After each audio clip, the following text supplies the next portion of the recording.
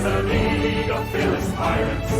They fight upon the sea, and notorious they shall be. They sail for gleaming gold, and for glory and for fame. Any foe who meets them wouldn't dare to speak their name. Ho, to battle we sail, for fortune and victory, or death if we fail. Yo-ho, all to see, for riches or ruin. It's extremely close. We got 4 teams. Third partying this fight. Definitely taking a part upon there. Oh my goodness, I've never seen. Oh wow, what? That was like, that was.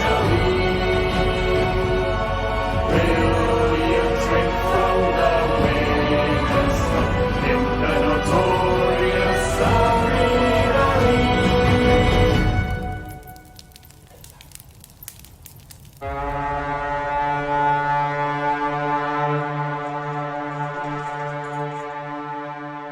The NAL champions, those? Nah. Yes. That isn't an NAL. That's an NAL galley, by the way. All right, everybody, and welcome to the Notorious Arena League, home of the best crews on the seas. Oh, yeah. As always, I'm your host, Rach Trucks, and joining me today, the French Seagull, Hagant. Hello, everybody. Welcome to the NAL. And Captain Dumpster, aka the Corey Show. Hey, what's going on, everybody? Let's go. We are starting Season 3 EU today. It has been a long time since Season 2. So we are very excited. Finally, we start this journey to find who will be the best crew on the seas. 8 games ahead of us in today's broadcast. We also have an Obsidian Capstan giveaway that will happen at halftime between Game 4 and Game 5. Each of the 10 teams will be playing 4 games this week, and they'll play another game, another 4 games next week. At the end of the Brawl stage, the teams that have the 5 teams with the most points, they will be in the Pro Division, and the other 5 teams will be in the Semi-Pro Division. So this is the first broadcast of the season. I want to go through real quick, actually show you guys the format, what the entire system works like here. So one moment, I'll show you guys that. Okay, here we go. So if you ever want to read this on your own, this is available on our website, notoriousarenaleague.com. But basically lays out the entire format of the whole season. So we had our qualifier. That's where we took all the teams interested in being in the NAL. And we found the top 10 teams. Now we're here in stage 2, or in part 2 of the season, the Brawl. It's where teams play over 2 weeks in randomly generated lobbies. At the end of those 2 weeks, the teams that have the most points go into the Pro Division, and the other 5 teams go into the Semi-Pro. Then we transition into League Play. Those are 3 weeks of back-to-back teams play in their respective divisions. If you're in the Pro League, your goal is to be in the top 3. Those 3 teams will earn a spot in the Grand Finals. And then the bottom 2 teams from Pro Division will fight it out with the top 3 teams from the Round of Fate, or from Semi-Pro in the Round of Fate. The Round of Fate is a standalone series of 7 games. So again, the bottom 2 teams from the Pro Division and the top 3 teams from the Semi-Pro fight in the Round of Fate. Standalone series of 7 games. At the end of that broadcast, the top 2 teams will secure the last 2 spots in the Grand Finals. And then the week after that, we go to the Grand Finals. Standalone series. By this point, there's no question, these are the best 5 teams on the seas. In the Grand Finals, it's when it all comes down to it. The winner of that gets the ultimate cash prize, as well as the Notorious Arena League sales. They are the best crew on the seas throughout the night. Teams will be earning points based on their placement. First place getting 9 points, second getting 7 points, third place getting 5 points, and so on, as you see on this table. Quickly, let me show you guys teams playing in set number 1. We won't have the team intros for today's broadcast, but they will be available for next week in Brawl Stage 2. But starting from the bottom left, we got Void Corsairs, current record holders of the most points ever scored in an official NAL match. 17,040 points for Void Corsairs. Also past winners of CF Champions, so they have got those sales. They're looking to complete their set here in the NAL. Above them, we've got Octaviant, a team I really love. They failed to qualify during season 2, but they are, they've improved a lot. They've been practicing ever since, and I'm very proud of their team. They are here for season 3, and they're ready to bring it with the best teams on the seas. At the very top, you see our returning champions, Stuka. They've been absolutely dominating every competition.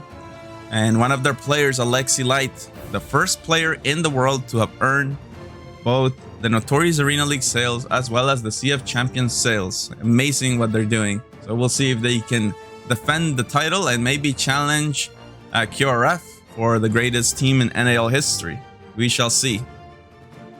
Over to the top right, we've got a team from France, the Lost Wolves. And again, playing so well. I think they have been almost every single scrim for the past month and a half, and they did extremely well during the qualifier. They'll be looking to keep that performance going here today. And then finally, bottom right team, the Red Sea Enthusiasts. Very strong team, almost winning the Ranked Arena Alpha finals. Anyone that knows them understands how seriously they take the game. And I think they've been studying, they've been preparing, and we're gonna witness today what they're all about. Those are the teams, instructing refs to set sail, and we'll get going with matches in just a few moments, guys.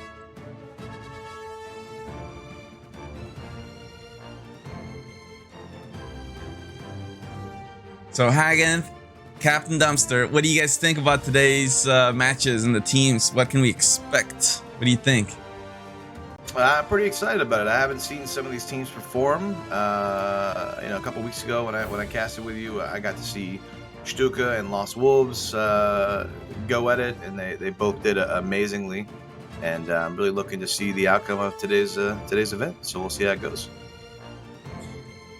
Yeah, it's gonna be really cool. I'm very happy that you're joining us once again for today's broadcast, and of course, Hagen, the French Seagull. I'm still there. I'm not leaving for now. And yeah, I'm actually quite excited because these brawls will determine who's going to be semi-pro and pro. But remember, that's all what NAL is about. It's not because you're semi-pro that you cannot win. You can actually get to the grand finals after the round of fate. So, it's kind of the best teams are going to play themselves, but they shouldn't forget about semi-pros because can definitely do a comeback. Look at Stuka last season. They were in the round of fate even though they were in the pro division, and they won. So yeah, I don't know what happened with them, but it was they flipped the switch, and when the round finals, in the round of fate, they won 6 out of 7 in that. We're like, whoa, what happens? And then they go and win 4 out of 7 in the grand final. It's just unbelievable. I'm actually quite suspecting that they played it to not get too focused, and they were kind of the outsiders. They're not the favorite, definitely not, and they just come out like that. And from the brawls and the league plays, the league weeks and all that, their gameplay just went so much higher and so much better. And it was just, I think most of the teams underestimated them, saying that they cannot compete against them, and there they go. They just take everything and come back with the cup. So watch out for Stuka. Now people know exactly what they can do because they got all the sales. One of the players have all the sales. So that means something. I mean, when you have all competition sales, you just deserve them. It's not luck. It's just better. Yeah, exactly. And I think in the beginning, not many people knew about Stuka, so they were able to kind of fly under the radar and just surprise teams. But now Definitely. they have a target on their back. They are the returning champions. Every team right now competing in Sea of Thieves in EU, they want to be where Stuka is right now. And for Stuka, it's all about not getting complacent. You know, still, they should push to feel, out of their comfort zone, try to innovate. And we've been seeing them do exactly that over the past couple weeks on scrims. They've been trying to redefine the meta with more boarding. We've seen double boards from them. And I guess the question is, will we start to see more double boards in general as a result of that? Yeah, we saw the last time we watched them play were just unofficial scrims, I believe, and they had 3 double boards within, what was it, a 5-minute period, which is pretty insane. Yeah, I think it is. It was, yeah. New meta strat. But I mean, exactly. That's exactly that. Like creating new strategies and trying them out in the scrims. And I mean, most of the teams will be scared of that because even if they don't do it, they'll see Stuka and be like, okay, they can double board us. Let's be careful. And that's all about psychology. And Yeah. it's gonna be it has a lot of impact on other people's gameplay. So I would suggest other teams to watch out for the ladders because you don't want to get bored. Well, that's the thing too. Like, I think it's so smart to mix it up. Oh, KNZAG with the sub. Thank you so much. He says, "Oh yeah, let's go, guys." Really appreciate that support. But yeah, it looks like we're loading into game here. So let's start with the Red Sea enthusiasts. Here we go. Brawl stage 1, game 1. Let's do this.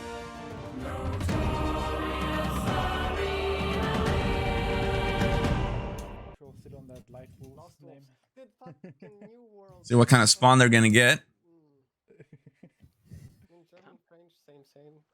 Same.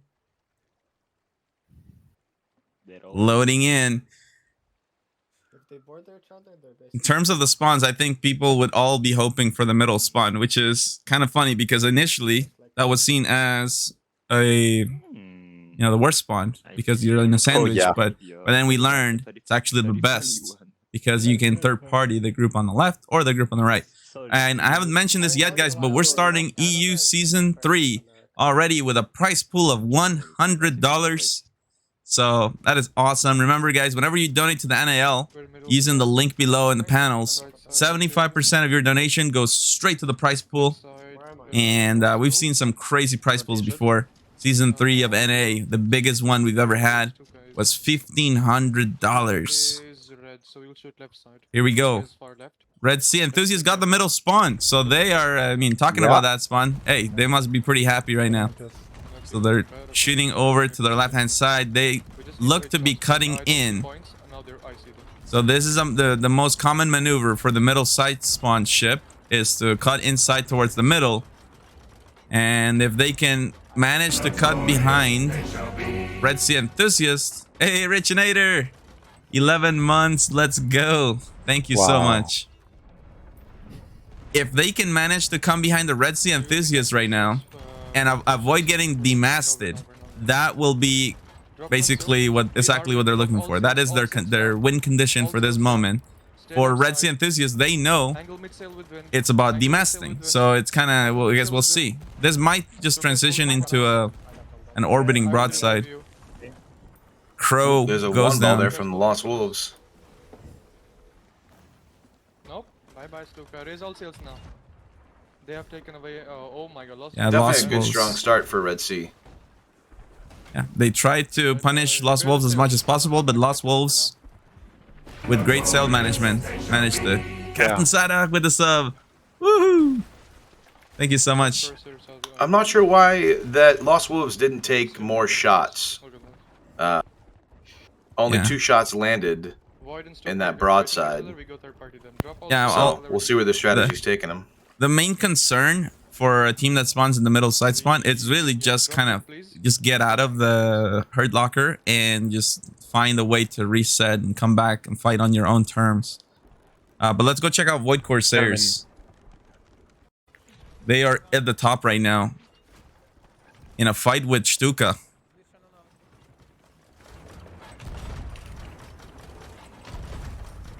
Top perspective, Captain Death now.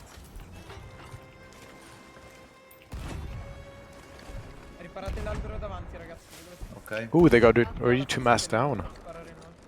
And look, there in front of them, Red's Enthusiast coming up. Yeah. They're calling to raise the front mass, definitely a good move. You want to get out of their situation as soon as possible. Yeah, And Red's Red's Enthusiast taking shots right now at Void Corsairs. Yeah, Red Sea Enthusiast is one of the best teams at the infinite angle. And the key to the infinite angle is the mass advantage. There you can see clearly they have that now. This starts off as an orbiting broadside. We'll see what kind of pressure comes in from the Red Sea Enthusiast. As long as this stays as an isolated battle, it's not a big deal for Void Corsairs to only have one sail down. But it's a very close game. Stuka now has taken the lead. Void Corsairs quickly regains it. And you got Red Sea Enthusiasts right now knocking on the door as well. I mean, Red Sea Enthusiasts are nailing every shot they're taking right now, which is really nice for them. But Void Corsairs is also doing really great. Like, it's just a really good battle. Octavian starting very slow with that. You know, not the start they wanted, but now there's they score. They're starting to get back into it.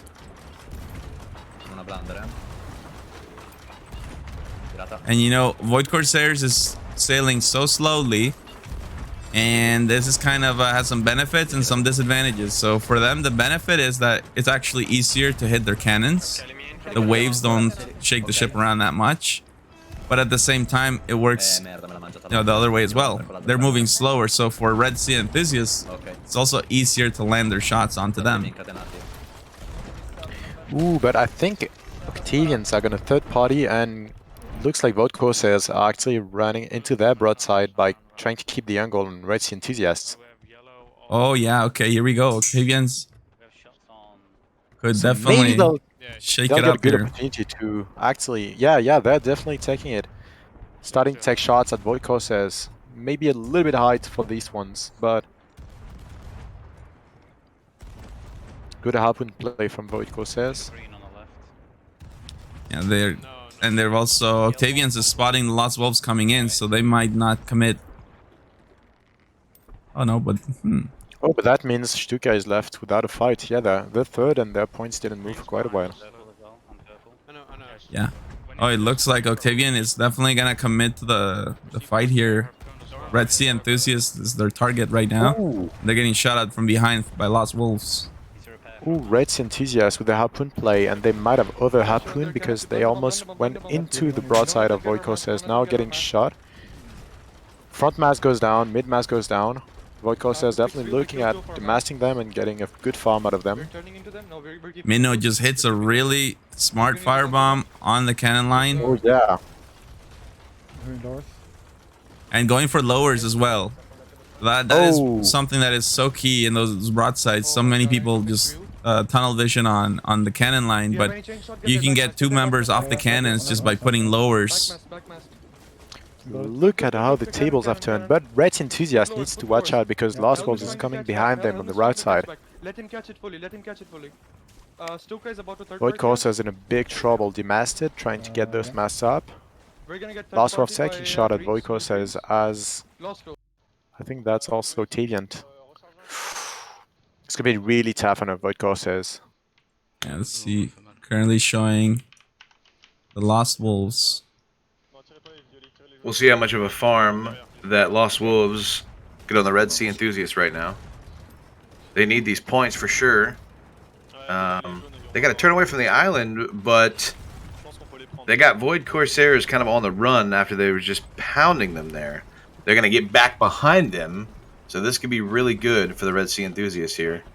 They can just get their mast up, get a little speed. And get behind Void Corsairs. They'll have. And we shoot right side. Oh, Void Corsairs has Oh. gone down. They went down. Yeah, that might have been strategic scuttle. It's 8 minutes, so you know if you go down around this time, it's actually it's okay. It's not a bad time to scuttle. You can come back and third party whatever fights break out. And I think they also saw Stuka were coming in. Hagen with the sub. Hello. Hey, dude, thank you, man.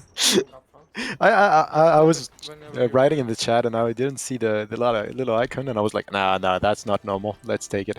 Let's get it back. It's a great time to be subscribed here to the NAL channel. We have 4 broadcasts every week now that the seasons are on their way for NA and EU. And every broadcast is an opportunity to earn an Obsidian 6-pack or an Obsidian capstan. So on the official league days, we've got the capstans. On the official scrims, the scrim nights, those are the Obsidian 6-packs. Be ready to drop them again. We'll have to go through a broad of greens, okay? Right, so back on Void Corsairs, they're spawning back in. They got all brand new specials. They're angling sails, trying to get back in the fight. They're pretty far away from the other ships right now, so they definitely need to get back in the fight if they want to hold that second place position right now.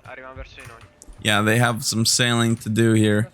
And right now, look at this Stuka in last place right now. It's not something that we're used to seeing, but Oh no.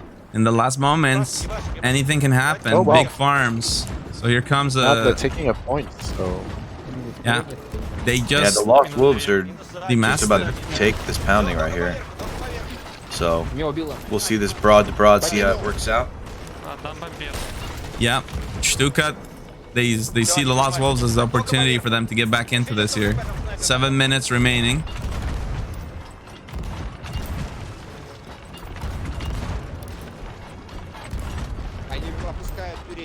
And Stuka takes the lead over Lost Wolves.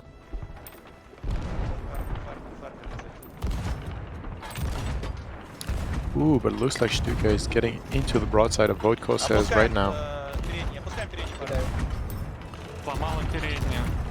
Oh, yeah. Void Corsairs definitely taking advantage of that. Shooting first on the cannon line. Looks like it's not enough though. And now Stuka is firing back. And Good with some firebomb. blunder bombs too. Oh yeah. They really know the importance of this broadside, but let's not forget, Void Corsairs, a very, very strong team on the broadside, but they have a lot of water to deal with. It's only Captain Deathnell on cannons for now. They have to fight Stuka. They're gonna need to get back to at least 2 on cannons if they want to win this broad. But just like that, Stuka has gone from last place to third place and back in this It's game. actually quite a close game. There's like 2,000 points between the first and the fifth team. Like, wow. Oh, and And with 5 Stuka, minutes left. That's Stuka's turning out of the broadside with Void Corsairs, so now these 2 teams have they've sailed away from everyone else. It's really opening the door for the Red Sea enthusiasts to kind of regain the top I'm gonna keep it down. and claim victory in the first game. We'll see. 5 minutes left. They're third partying Octavian right now. Green, come on, green. Get forward. Keep hitting, keep hitting, keep hitting. Mino raise mid, Mino raise mid, Mino raise mid. Okay, right shots now, right shots now. We'll have to go in a parallel with whoever is on the other side, yeah. They will sing. Greens. So it's Octavian and the Lost Switch Wolves. to greens now. Greens are in the sandwich now. So this is our game-winning broad. If we get good points on these people, we will win this game. Look at that. Jailer knows exactly what they need to do. And he is absolutely right. We know Void Corsairs and Stuka We have an island. in a race here towards the ships. We will use harpoons. They don't have any way to gain points for a while. So whatever lead Red Sea enthusiasts can get before Stuka and Void Corsairs catches up, it's gonna be huge. 2 people ready on mid-sail. And then I guess for Void Corsairs Stop, harpoon left, and for harpoon left. Stuka, when they finally arrive here, they might just focus the Red Sea enthusiasts. I'll give you Yeah, also Red Sea chance. Enthusiast, they over harpooned there. They had to correct it. Harpoon me a They're bit. They're Yeah. still trying to Both correct top, it. They top, top. completely lost angle there. Harpoon, Oh, they got it. They got it though. And Here they we got go. it back. They got it back. Here we go. Now they got it back. top Good side, angle. Everyone is coming And here. that They- could be the farm that could get them to keep the first spot. Yeah, they need some big points on Octavian. Let's go over to Octavian. Check it out how they take this broadside with the Red Sea Enthusiasts. You got one member holding stairs. Yeah, currently not going, like not a lot of offense going on. Just holding out. They spot Lost Wolves coming in as well. But literally everyone has a bucket in their hand. Finally, one on cannons. Trying to greet the Lost Wolves. Main mast down, front mast down for the Octavian. And holding stairs too. One on. Stuka is still in last. Yeah, this is That's surprising. it's unusual, but I mean, honestly, I think it was a very smart tactic from Void Corsairs, kind of lure them away from the battle and then race back. We've seen that strategy many times, and in that race, the Red Sea Enthusiast has managed to get almost 2,000 point buffer ahead of the Void Corsairs. So Void Corsairs kind of, you know, yeah, they outplayed Stuka on that maneuver, but at the same time, they kind of outplayed themselves also because they allowed Red Sea Enthusiasts to get a significant lead. We'll see 2 minutes left. Already Stuka is attacking at the Red Sea Enthusiasts. So Void Corsairs are taking shots at the Red Sea Enthusiasts as well. Yeah, this is what we were expecting to see. You know, as soon as those teams finally caught up to them, got in the action. Of course, there was only going to be one ship that was going to be in their sights, and it is the Red Sea Enthusiasts. Chain shots now going out from Void Corsairs. I think they've just connected on the main mast, putting incredible pressure. They're gonna have to transition though, or actually they might just commit. Wow, and they're gonna ram into Stuka too. That is kind of really good for the Red Sea Enthusiasts. The two ships that are gunning for them are actually canceling each other out. Excellent play from the Red Sea Enthusiasts. Stuka manages to get back into third, and now Void Corsairs will look to secure their second spot here in the last moments. Ooh. Octavian's knocking on the door of second place too. Let's kind of. It's see a if- really tight game for second place. Yeah, extremely. And these are the most difficult games when you can taste victory and then you're at the same time so close to defeat. Octavians now putting all their focus on the Void Corsairs, and they have angle on the front side of the ship. Game's over though, and it looks like the Red Sea Enthusiasts have done enough. They have taken this over 10,000 points for game one. Absolutely incredible. And Jailer knew exactly, you know, if we get a lot of points here, we win the game. Indeed, that's exactly what they did. Void Corsairs holds on to their second place. Stuka managed to get into third, but look how close it was. Octavian's just 25 points shy from taking their spot. So Octavian's fourth, Lost Wolves into fifth. What an incredible game one. Oh, why did I forget to record? I'm so stupid. Tight game, very tight game. Very tight game, and that's very promising for the rest of the games. I'm guessing Stuka is definitely going to talk about strategy for that game, and we'll probably see. Well, hopefully, we'll see a bit of an improvement from their side. We know they're an extremely strong team, but Red Sea Enthusiasts just outplayed everyone that game. An incredible performance. Yeah, 100%. Now, here we go. Let me show you guys the up-to-date standings after game one of set one here in Brawl Stage 1. Here we go. So, with that victory, Red Sea Enthusiast earns 9 points. They are at the top of the standings. Void Corsairs 7 points. Stuka with 5. Octavians with 3. And Lost Wolves with 2. So, yeah, and then there's the preview of set 2. That's going to be Bafos Crew, Hostile, Seabound Wolves, Naglfar, and the Shrouded Keggers.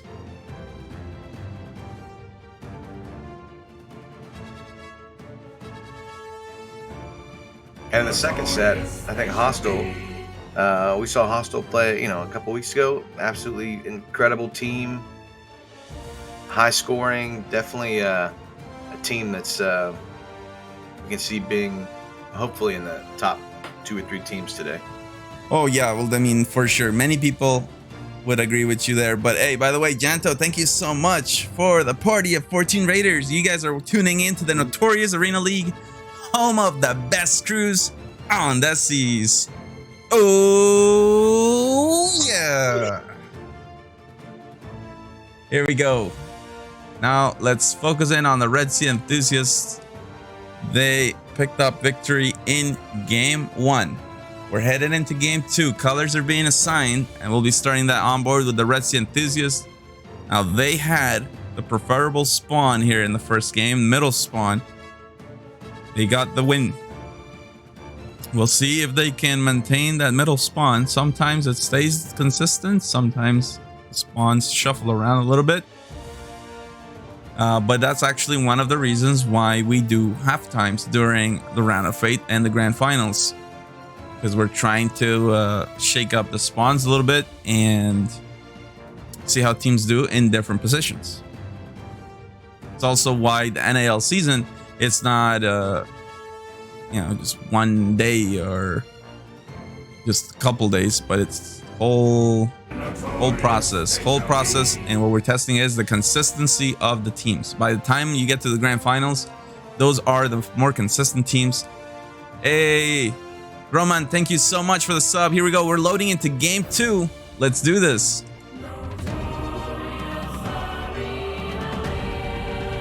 They had a parallel with No. Wolves? No? While we were fighting them in the start. Oh, okay, yeah. When All right, Octavian let's check came this around, out. we Red were Sea fighting them Enthusiasts. with What the kind of sales. spawn are they getting here? Is our Lost Wolves dropping sales? If they drop sales, we will take the farm away from Stuka. No, they're not. Let's keep shooting left side. Left side. I believe. I think they held their middle wait, spawn. We are a sandwich spawn. Our Yeah. spawn changed. Oh, their spawn I'm turning changed. inside. Oh yes, middle Blue side inside, spawn. Look at blue that. So this is Maybe. one of Blue those outside. games right there. Red is The one first, spawns red are is different. second. So middle side spawn, a tricky Be one. ready to drop sales soon, guys. That's where we see the most common tactic is to turn towards the inside. Why are Something that Octavians turning Jailer into is the choosing to middle? They do. wanna fight White us. is or blue is turning into us, yeah. They're gonna be Oh, chasing it's because Octavians. also, yeah, it's turning Octavians us in the to them. middle. We will have right parallel with blues. Get ready to drop sales. Yeah. Get ready to drop front sale. Oh, but Drop going down, in that middle, direction, middle, you might keep want it. to watch out for the Red Sea because drop middle, usually right spawn shots, quite everyone. close to it. Oh, never mind, actually.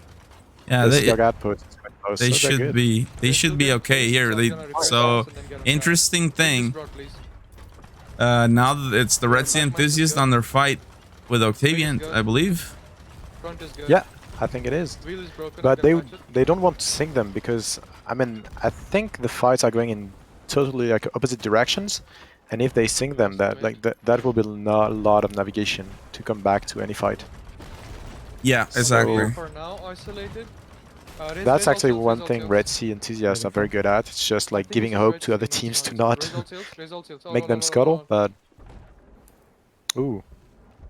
Calling for an isolated battle. So the significance of the isolated battles are that you really don't care as much what happens to your masts in those Back because is, still slightly down. you can still win a broadside just by rotating on the axis. It's far more important to keep the pressure with the cannons. And we'll see that will be the emphasis. Here comes some fire bombs. Don't use any special. That second you said it. It's fine. They do hit on the cannon line. Let's go over to Octavian. Check that out here. See Kiyohime on fire. But they put it out swiftly.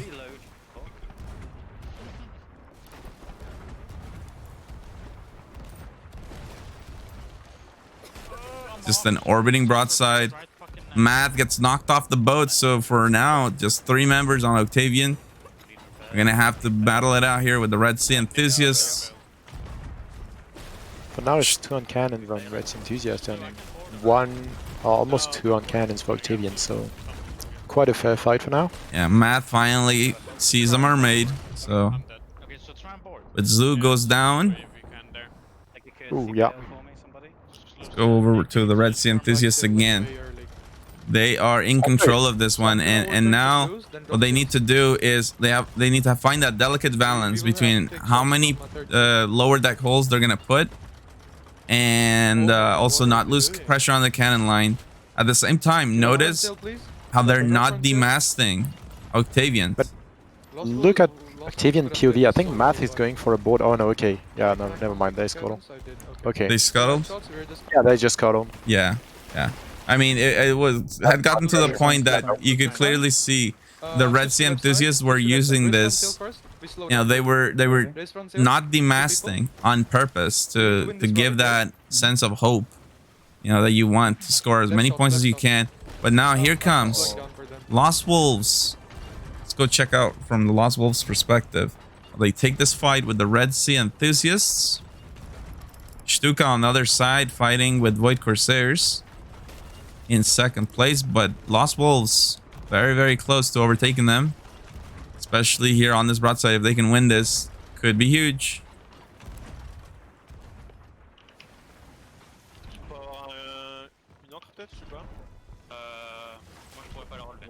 Oh, they also spotted the Red Sea is coming, so we'll see who can adapt better to those conditions. If they don't have an exit strategy, they're gonna go straight into the red, and then it's gonna be not just the broadside, but also, oh, here we go. So Lost Wolves using the harpoon to turn around. That's their exit plan. Let's see if the Red Sea enthusiasts have noticed the Red Sea. They're turning away from this as well. They spot Stuka coming in. Yeah, it looks like everybody's coming towards Red Sea Enthusiasts and Lost Wolves, so that's going to be a big mess of 5 ships at the same spot if they keep going that way, so that's going to be interesting. Yeah, and Stuka has a lot of sailing to do. They're behind everybody else right now. At least they have wind. They're trailing Octavian.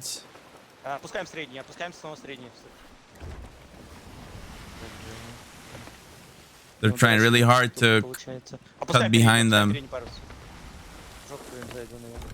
Oh, they might just choose to focus on left side team instead. Oh, difficult situation. Octavian opening fire on them. They're calling for a turtle, and now they might go for the harpoon turn on Octavian. If they hit their harpoon on the right, be huge. Here it is. Spyglass. Spyglass got it. That is so key. That is the important moment. They have to slow down as well. They got too much speed. One number off from Octavian. Actually, just look at how they shot right on the helm, because they saw people coming with the out of reach. That was very good. Trying to demask them. Yeah, let's Stuka manage too much speed. The main mast. Curious to see if Octavian takes this, or if they're going to choose to scuttle here. Yeah, we'll see. I think I heard boarding. We'll see if Stuka goes for that, because it's one thing to do it in scrims, the whole other thing to do it in an official game. So far we have not seen much of that. So Octavians does manage to sail away. They spot now Void Corsairs on the horizon. Red Sea Enthusiasts still at the top right now, so they're just loving it, and that is despite having that difficult middle side spawn.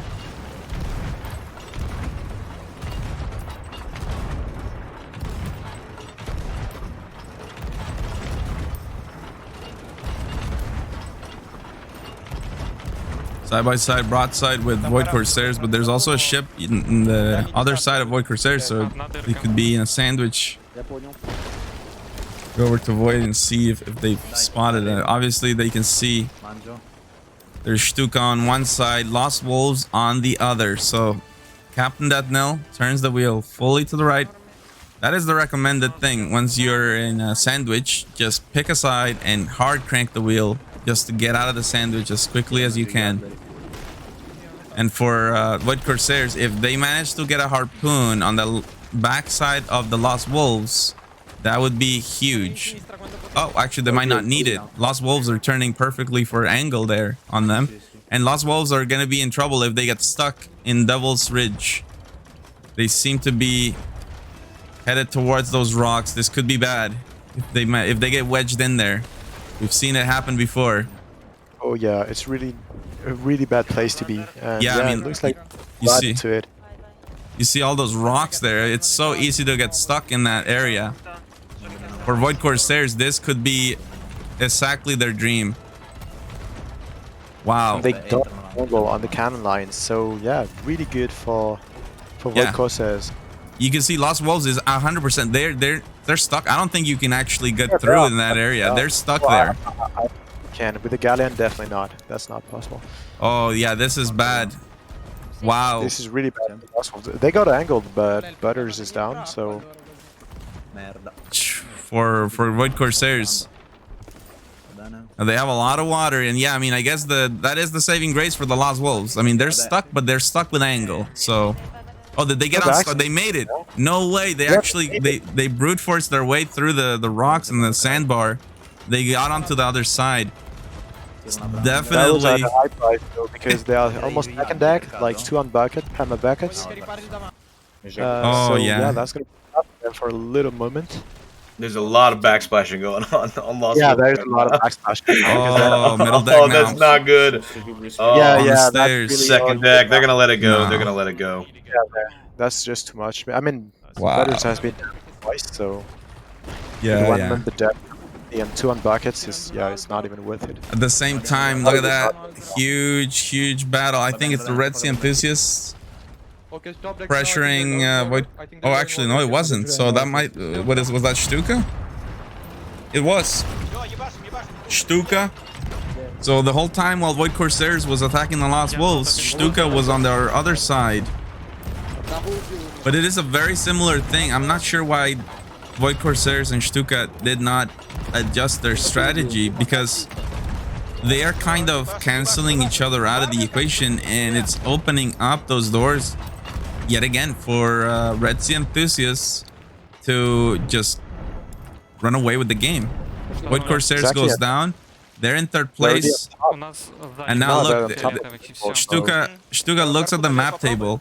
They are so far away from the Red Sea Enthusiasts. So far away. We go over to the Red Sea Enthusiasts. They have their own fights. They're attacking at Octavian. And We'll yeah, see. Octavians don't have any angle. They're just trying Let's get mid up, to let's get mid up. Yeah, get yeah, let's away with it, but Red are coming to us. Red really are tough. Void Corsairs. No, they're not coming to us. Sorry, they spawned. They're going away. yeah, it's quite weird that they don't start focusing Red Sea Enthusiasts, because that would be Don't drop definitely mid, the play they're to turning do the game if you for us. want to get back on top. I mean, we don't know the scores for the second lobby yet because it wasn't played yet. So even if you were like third or fourth, you're They're not turning even it. sure No, to no, be no, in don't pro drop it, lobby. don't drop it, Mino. Leave it, leave it. Oh yeah, no. And of Actually, course, they're getting there. Mid being up. in the Let's pro see what they wanna lobby, do, if they wanna I mean, fight that us, is if they wanna go away. fantastic. Drop our mid, I think. Those I are the feel best they're gonna teams go right there. And if change you're shots. kind of Closer angle and trying to get ready for the grand stay on those final, shots.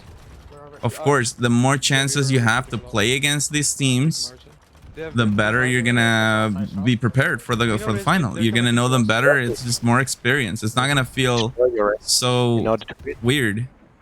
Yeah, I mean, Yeah. as a team from the semi-pro division, We're you about go to into lose the right grand now. finals, Pro cool, queue. but you know I that'd think be we're keeping probably our 1 month at Yeah, least gonna that you catch haven't the played field. against those top teams. This is good, this is good. I don't have flank, need repair. Be really I have relying on the flank. VODs. I'll take 4 this minutes and go. left. Stuka in second Red place. Sea Need repair. Red Sea has a great one on Octavian. Like they're just Mino fixed the wheel, like 4 clicks right getting a there. lot of points out of this broadside. Yeah, almost a 3,000 point lead there for Red Sea Mino, Enthusiasts. do a hard left again. Oh, They're but just it looks playing like phenomenal Taylor today. got it, and now Hard it's left again Octavian and taking the second. momentum We're on gonna use a blunder Red Sea bomb here. Enthusiast. Yeah, they have I need a a res. lot of pressure on the cannon line. Jailer goes down. You will keep angles, keep shooting them. And we'll see. Trying to heal. See, Mino put some lowers. Lower to get pressure, and then we can Okay, get okay. Yeah. You didn't do it hard left. Okay, it is now. Yeah, exactly as he says. on it. Put Yeah. some lowers to get pressure. Really good. Like that's at least one member not on Let's cannons. get front up. Yeah. And by the way, so like if your hope is to put pressure on a ship by applying lower deck Back on left holes, side now, back on left if side. you can actually Fall get back, the fall back, option to raise choose back, raise back, to shoot at the we can front win. of the ship, that is far better because every deckhand will let you know those front holes. Knock up, yep. You almost have left side to now, ask for help. Like it's not only are you getting one person off cannons, you know, the bilge, Come the on, deckhand, get but third, if you hit the front, whoa! Get this. Richinator with a $50 donation. Crew of the seas on the best. But let's make sure yellows don't catch Oh, us. you did it. Thank you so much, For the 1 minute, Richinator. Remember, guys, 75% of your donation goes straight to the prize pool when you donate using the link below in the panels. Oh, I'm So overturning, I need help. I'll update the prize pool during the break. Repair wheel, repair 2 wheel. minutes already. Red Sea enthusiasts Okay, over when it's 1 minute, 10,000 we will points. shoot for 20 seconds, then we will just turtle and give them shots on us. Don't Shoot have to- top decks now, shoot top decks. Don't kill their wheel. Don't Octavian kill Looks does like not have angle. Let him get angles on us. Pretty Wow. locked. Shoot like a front Oh, push there's on bull or the something. horrible Go nosedive cannon by line now, cannon line Octavian now. here. Yeah, But did yeah, you yeah. That would Want to be defeat him now? really Defeat him now? badly. No, no, not yet, not yet. Uh, Let's get some more did you combat. hear Silver lead. Jailer what he said? Does it He said matter? don't break their wheel. Yes. Let them get angle. And this is Oh, all turtle now, the kind turtle, of thing turtle, that turtle. you know I you feel might good not about understand at turtle. first, Let's but it's all Let's about defeat him, let's defeat him. giving teams Come on, a get third, sense please, get of third, hope. please get third. You know, if it feels hopeless, Come on, likely to shoot, scuttle, and if they scuttle, then well, guess They what? lost You know, angle, they're held they in lose the their water. source They of killed two of points. them at top deck. Come on.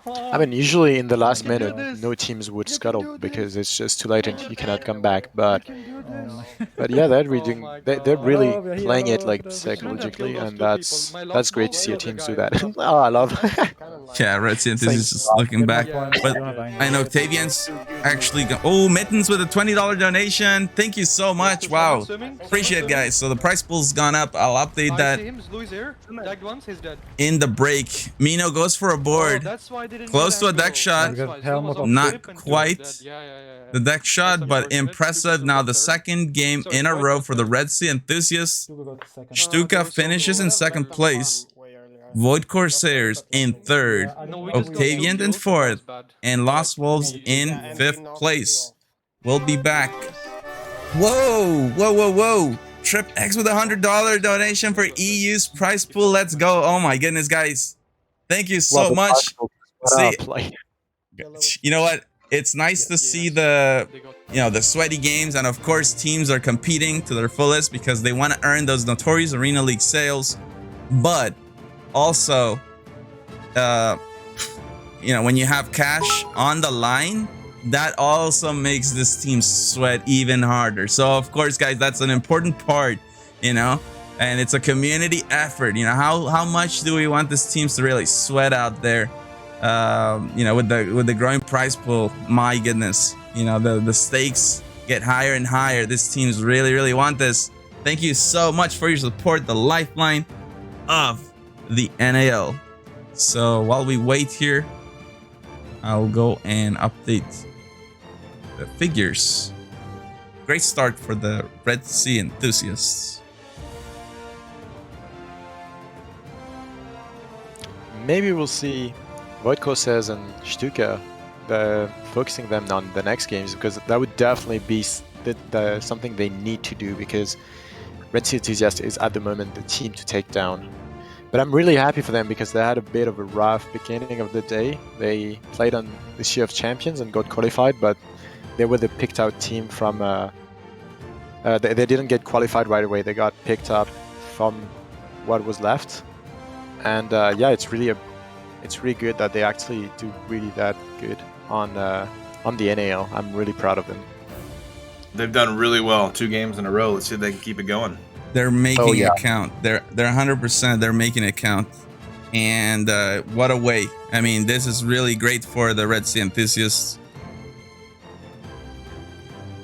Wow, so price pool now is $228, guys. Thank you again so much for your support. I'm sure all the teams are very, very excited to see that price pool grow throughout the season. Brawl Stage 1 is this week.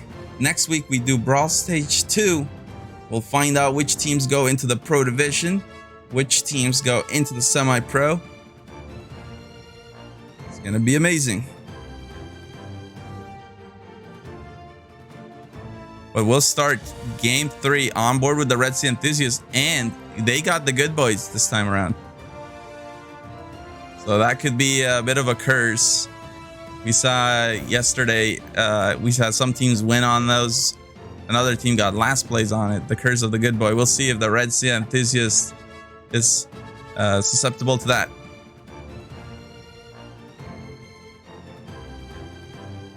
And then we'll see if they return back to their middle spawn, because that was, you know, that's sometimes teams are like, hey, you know, what if we could control spawns? But there you go. It is a thing that varies. We saw it right there. Let's load into game 3 and check this out here.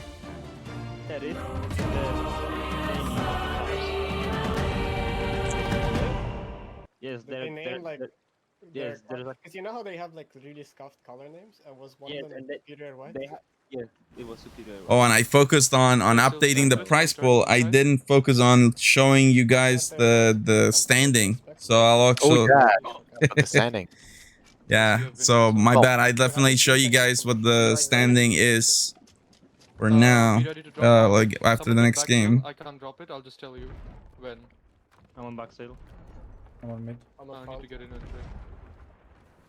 I need to just drop them now. I think it should be. So it looks like Red Sea got yeah, it is good turn. middle outside. Yeah, and they're turning away. So Turning away, getting back into the fight. Lowers from that distance. So middle side spawn. Hey, Trip X with the 5 gifted subs. Thank you so much for your support. Really, really appreciate it. Now those of you guys getting your subs, now you can join in when we say this is the Notorious Arena League, home of the best crews on the seas. Oh yeah. Servers are scuffed. We're getting chased. Raise back sail, please. We're gonna be in a bad position. Raise back. So, yep, slow start there for the Red Sea Enthusiasts, but again, the focus when you're in the middle side spawn is to get out of the sandwich and just kind of fight on your terms. Here they find Lost Wolves, right-hand side, finally getting some points. I'm not gonna commit to. hitting the first shot, that's really good for them. Don't let these people get on cannons. I'm dead. Oh, someone got 1 bolt. Yeah, Revive, okay. please. Ooh, Mino goes down. Full crank left. By the way, I have the update on the standings. So Red Sea Enthusiasts with 2 wins in a row. They are at the top with 18 points. Void Corsairs in 2nd place with 12 points. Stuka tied actually with them for 2nd place. Octavian in 4th with 6 points. And Lost Wolves 5th with 4 points. If they're damaged. We will demass Stuka. They're yellow. So curious to see what Red Sea does here. It's quite some time without any shots on anybody. We have to 1v1. Well, they're calling for a demast on Stuka. There it is, the yellow ship. But I think that's easier said than done. So we'll see if they can actually pull it off. Wait, don't drop. That's strategic targeting. That's really good. I mean, let's go for the second one and let's demask them. I mean, Stuka is definitely a threat. Returning champions, you want to take them down, and if you can put them in the semi-pro division, that's even better. God, they demastered a ship from that range, you know that. Yep. Am I Getting angle. Looks like they're gonna come up behind Stuka here. Lost Wolves goes down. Oh, he actually turned on us. It's fine. We will harpoon them, okay? Turtle?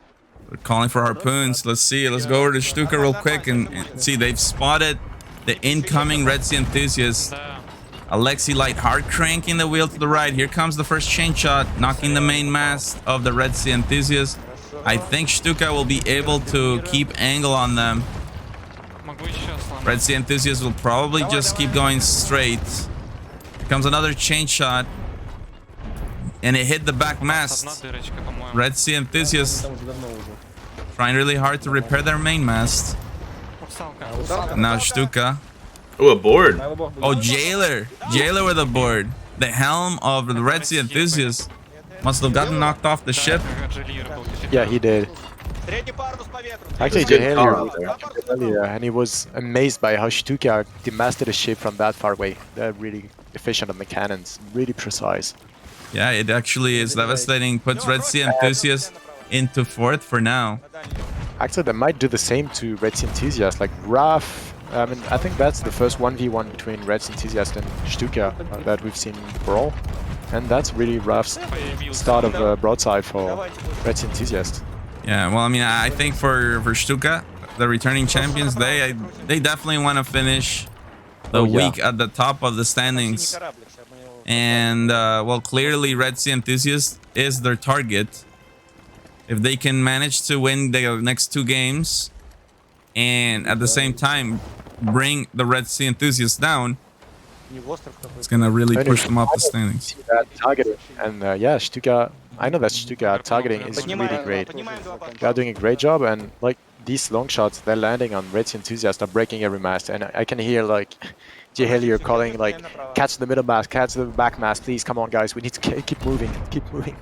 Yeah. They not want to get demasted and starting to get found by Stuka, because that's deadly. Every team knows that. Now it's they're taking the broadside. Yeah, they did. They were really fast on getting the master, but now it's... Well, they need these points. It's the cannons for it. It's the first time that Red Sea has not been in the top 2 positions in a while, so they need these points here. We'll see. Oh, it's like guys leaving Red Sea Enthusiast out of the fight. They're just gonna transition. You see a couple of ships on their left-hand side. Yeah, I think Lost Wolves was very close to Red Sea Enthusiast, so they might be able to transition onto Lost Wolves. Well, Yeah, they're right behind the right side. And Stuka is also transitioning into Octavian and Void Corsairs. I mean, look at Stuka right now. They are greeting Void Corsair with a nasty broadside.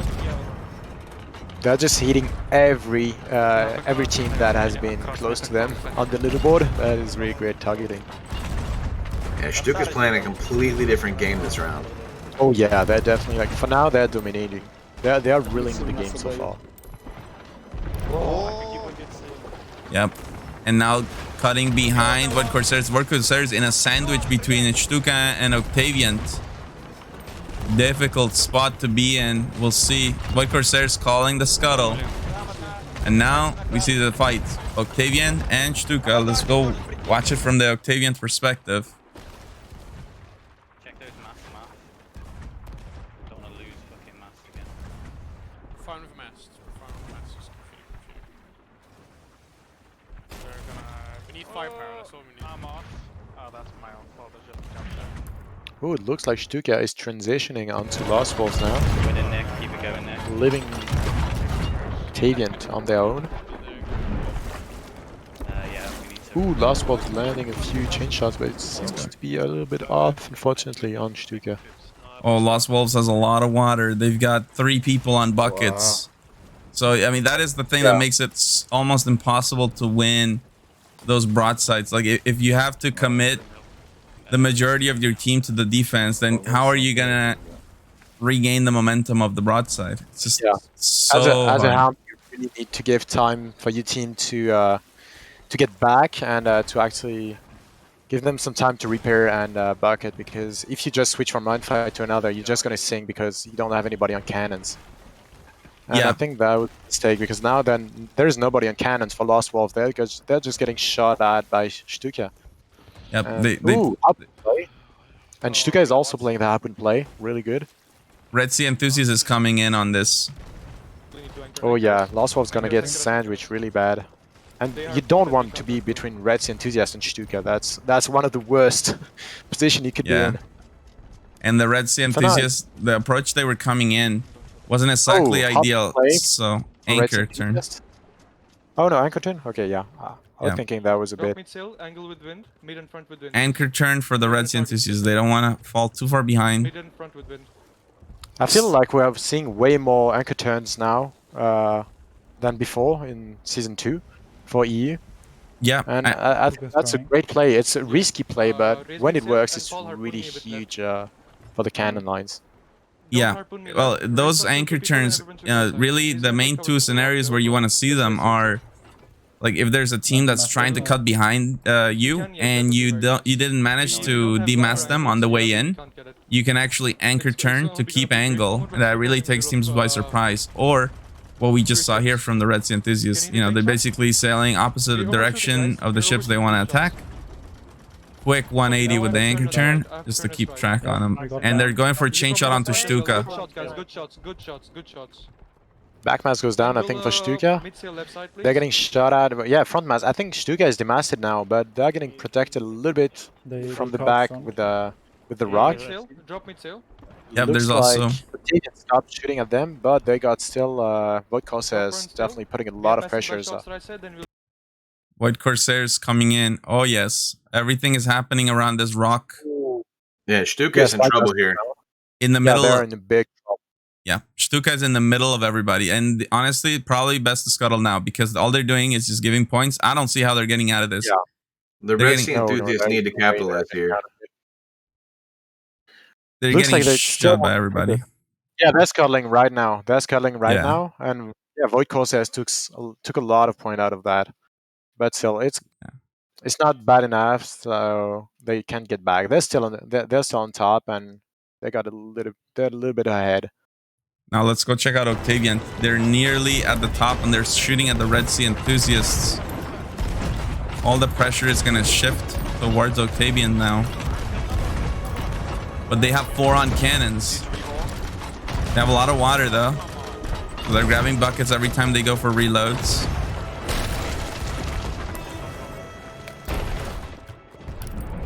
No more blood. So one dead on Red's enthusiasts. No pressure. Nobody is in cannons for Red's enthusiasts, so that's odd. Wow, yeah, Octavian is winning this broadside. I mean, Yeah, they're definitely nailing it. Oh, so that's sad. The firebomb just went over it, and then losing the angle a little bit on the cannon. oh, yeah, that would be a very demoralizing thing. Oh, but the blunderbomb Good. helped them.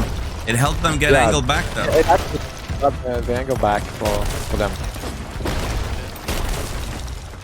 Here Yeah, comes the one dead pressure. on the- What are we gonna do? Yeah. 4 minutes left. I got sniped, I'm dead. I just Oh, love Mino. how Red Sea enthusiast did it went from no cannons to 2 or 3 cannons right away. I know Octavian needed the points there, but they should have gone for lowers on Red Sea enthusiasts. They only went for top decks and helm shots. They went for no lowers, no pressure at all. Some Are you dead? lowers. Okay. If you want to take the sink, on the wheel. to take the Oh farm, my you need God, some why are we lowers dying to like this? at least Good like snipe. Yeah. have some people down this. I'm We have to letting give go. up on this fight. But Octavian has a Oh. 2,000 point Dude. lead right now. that's Jailer, like 3 of them. Jailer is calling to just give up on this fight. We just They're gonna turn away from this. Octavian Yeah. is I'm gonna absolutely a dominant force on this broadside. Not every day that you get to see the Red Sea enthusiasts disengaging from a broadside like this. Usually dominating, but yeah, that's really rough. And they're getting shot in the back by Stuka. Stuka is back, third partying this fight, coming on the right side of Octavian. Octavian raising the back mass to try to get out of this situation, but I think Stuka has the potential to take a lot of points and get back on top if they sink Octavian. Yeah. Oh, 100%. Here comes Stuka. And Stuka is sandwiched. Or sorry, no, Octavian is sandwiched between Stuka and Red Sea enthusiasts. And now that the Red Sea enthusiasts have seen that, they've turned back into the broad to take advantage of that. Yep. Yeah. Yeah, that is a nasty sandwich to be in right now. Oh, they're going for the scuttle, I think. Yeah. Joachim voting. Yeah. No, yeah. They're going for the should. scuttle. They should definitely. Because Before it's that's too late. where- The longer they take the scuttle, they're just giving more points. There you go. So Actually, they're still ahead of a little bit, but we have Void It's Void Corsairs on second place right now. They must be fighting the Lost Wolves on the other side. Let's take a quick peek over there and see. Yeah, Void Corsairs in a fight of their own right next to the Lost Wolves. And we see it's kind of a close range battle. Both teams under pressure with water and fire. This is where Void takes the lead right here. They have perfect angle on Lost oh yeah, but Wolves. look at that. They're almost second deck. They're trying to nage it, but they got 2 people on buckets and repairs. So, Yeah, but It's- yeah, they're it's taking only- yeah, oh, here we go. Finally, 2 on cannons. Actually, it could But be I mean- 3. Lost Wolves, I think they're gonna scuttle or go down because they're really in a bad shape. All must are down. Nobody's on cannons or eye of reaching. And they just have a perfect farm. Like They just dropped anchor to farm. Oh Yeah, man, exactly. yeah, Wow.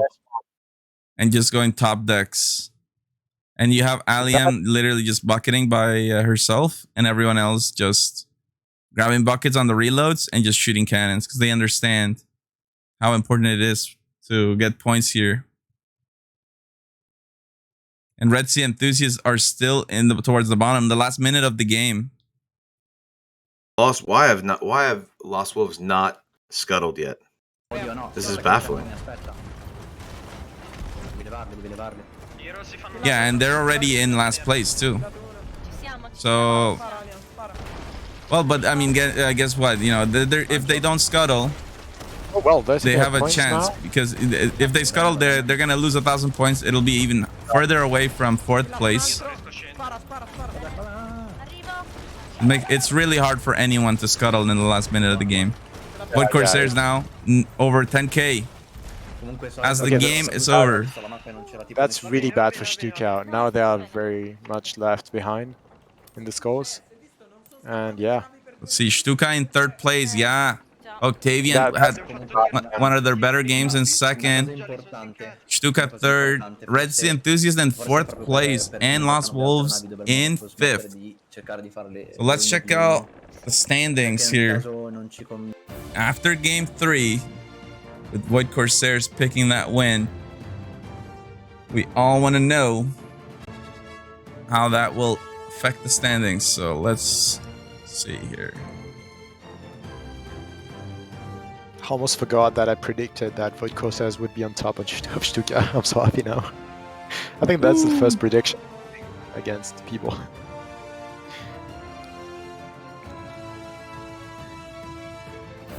All right, guys, let me show you the standings at the moment. Here we go. Red Sea Enthusiasts in a tie with Void Corsairs for the top of the standings. Stuka in 3rd place with 17 points. Octavian in 4th with 13 points. And Lost Wolves in 5th place with 6 points. We got one more game to go in set 1. And we'll be starting that game on board with the Void Corsairs. Guys, remember, we are going to have an Obsidian Capstan giveaway at halftime. And that happens between game 4 and game 5. So that means after this next game, we're going into our halftime. And huge shout out to Richinator for keeping those predictions going. Always good to get those channel points. I can tell you someone is happy, like pay raise on 200k almost. Channel points, he's like just always voting again like for the other side and getting the points whenever it works, and he's doing really great. Wow. But yeah, Richinator, you're doing perfect. Yeah, it's always fun to get those predictions going in the chat. Love to see it. And yeah, prize pool now $228. Thank you guys again so much for the support. I see Butterfly Queen from the Twilight Phantom says ahoy, welcome, and thank you for joining us. EU's Brawl Stage 1, the start of Season 3 so far. It's been an incredible set. Very tight for 1st place. Void Corsairs and Red Sea Enthusiasts tied in there. Stuka in 3rd place. So what kind of targeting will we see here in the last game of their set? I guess for Red Sea Enthusiasts and Void Corsairs, they're probably thinking about each other here. And I guess we'll see what Stuka says. They need, if they want to finish the week on top, they need to win the game and somehow also bring down both Red Sea Enthusiasts and Void Corsairs. That's going to be pretty difficult. But it's funny how like Stuka was, it looked like they were dominating at the beginning and then got into that sandwich, and that was the end of Stuka dominating. Like, that was just, they were just gone. Yeah, and they here we go. tried to come back, but yeah. We're loading into game 4. Let's check this out, guys. Here we go. I think I'm going to start with Red Sea Enthusiasts. Oh, we're going to start with Void Corsairs because they won the last one. Yeah, we always start with the last winners. Yep, whoever wins the last game we start with them for the next. Oh, and it's good that we did because they're showing off the obsidian capstan. Oh. That's what's gonna be on the line here during halftime. If you haven't gotten it, stay with us. In 15 minutes, the drop is on. exactly. Looks like Void Corsairs is getting the outside spawn. So the question is, their ship that they're shooting at, will they go for the scuttle plate? Will they just cut inside?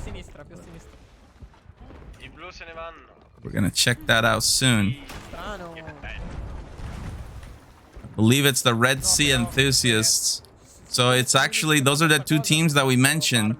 I want to attack each other. They're spawning beside Red Sea Enthusiasts, though. They are immediately going away from that. Void Corsairs is not gonna tunnel vision. They look ahead for better opportunities. So now let's see what happens. Octavian off with the early lead. They took a fight with the Lost Wolves.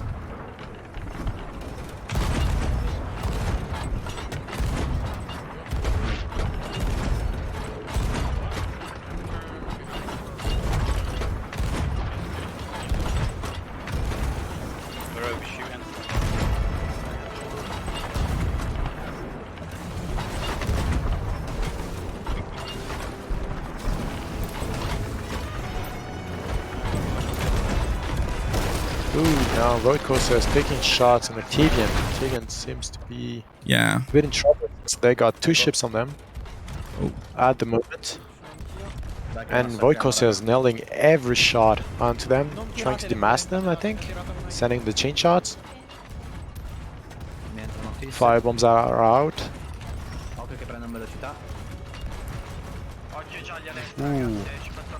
I think those chain shots missed, but the firebombs definitely hit.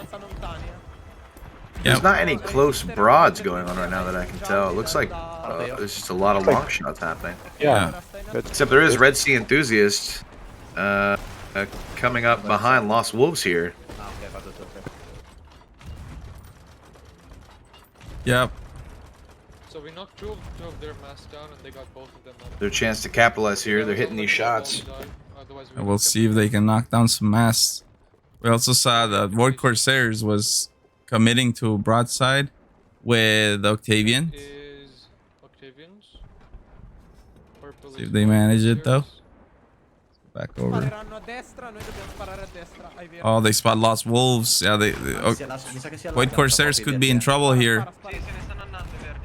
Just want to point out as well, Void Corsairs, a team representing the official Sea of Thieves Italy community. So shout out to Sea of Thieves Italia. Very well represented here today. And here comes now Octavian in the sandwich with Lost Wolves and Void Corsair.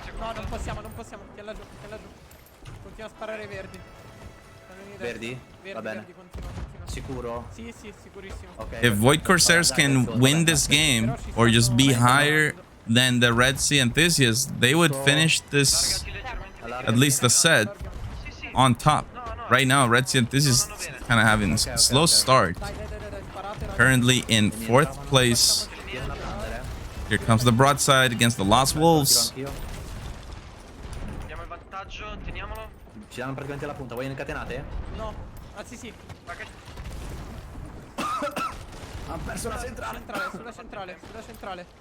Looks like for now Red Sea Enthusiast and Stuka are engaging each other because they don't have anybody else. They're just like 3 sails down trying to catch up with the fight.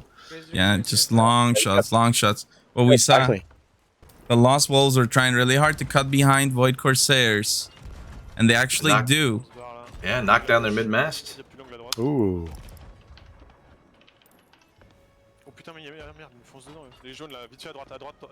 The Wolves have to be real careful here. They got I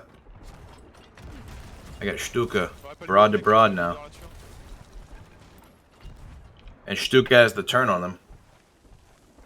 Yeah, but Stuka didn't commit to the orbit. They're instead gonna go for the Void Corsairs. I guess that is one of those ideas now. As we get towards the end of the set, the logical targeting. Stuka.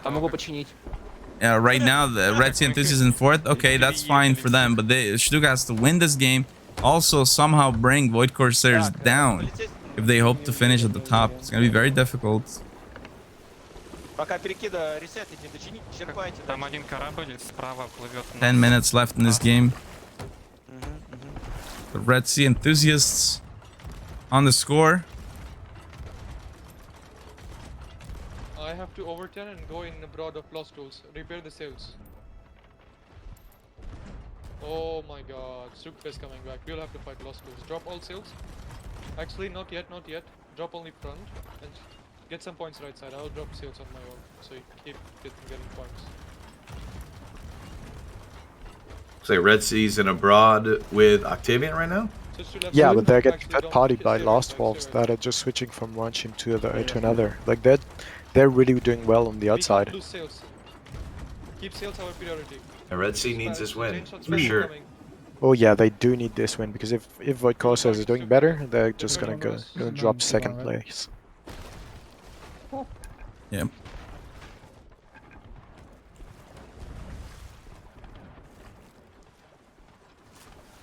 Void Corsairs is happy. They are holding on to this lead right now.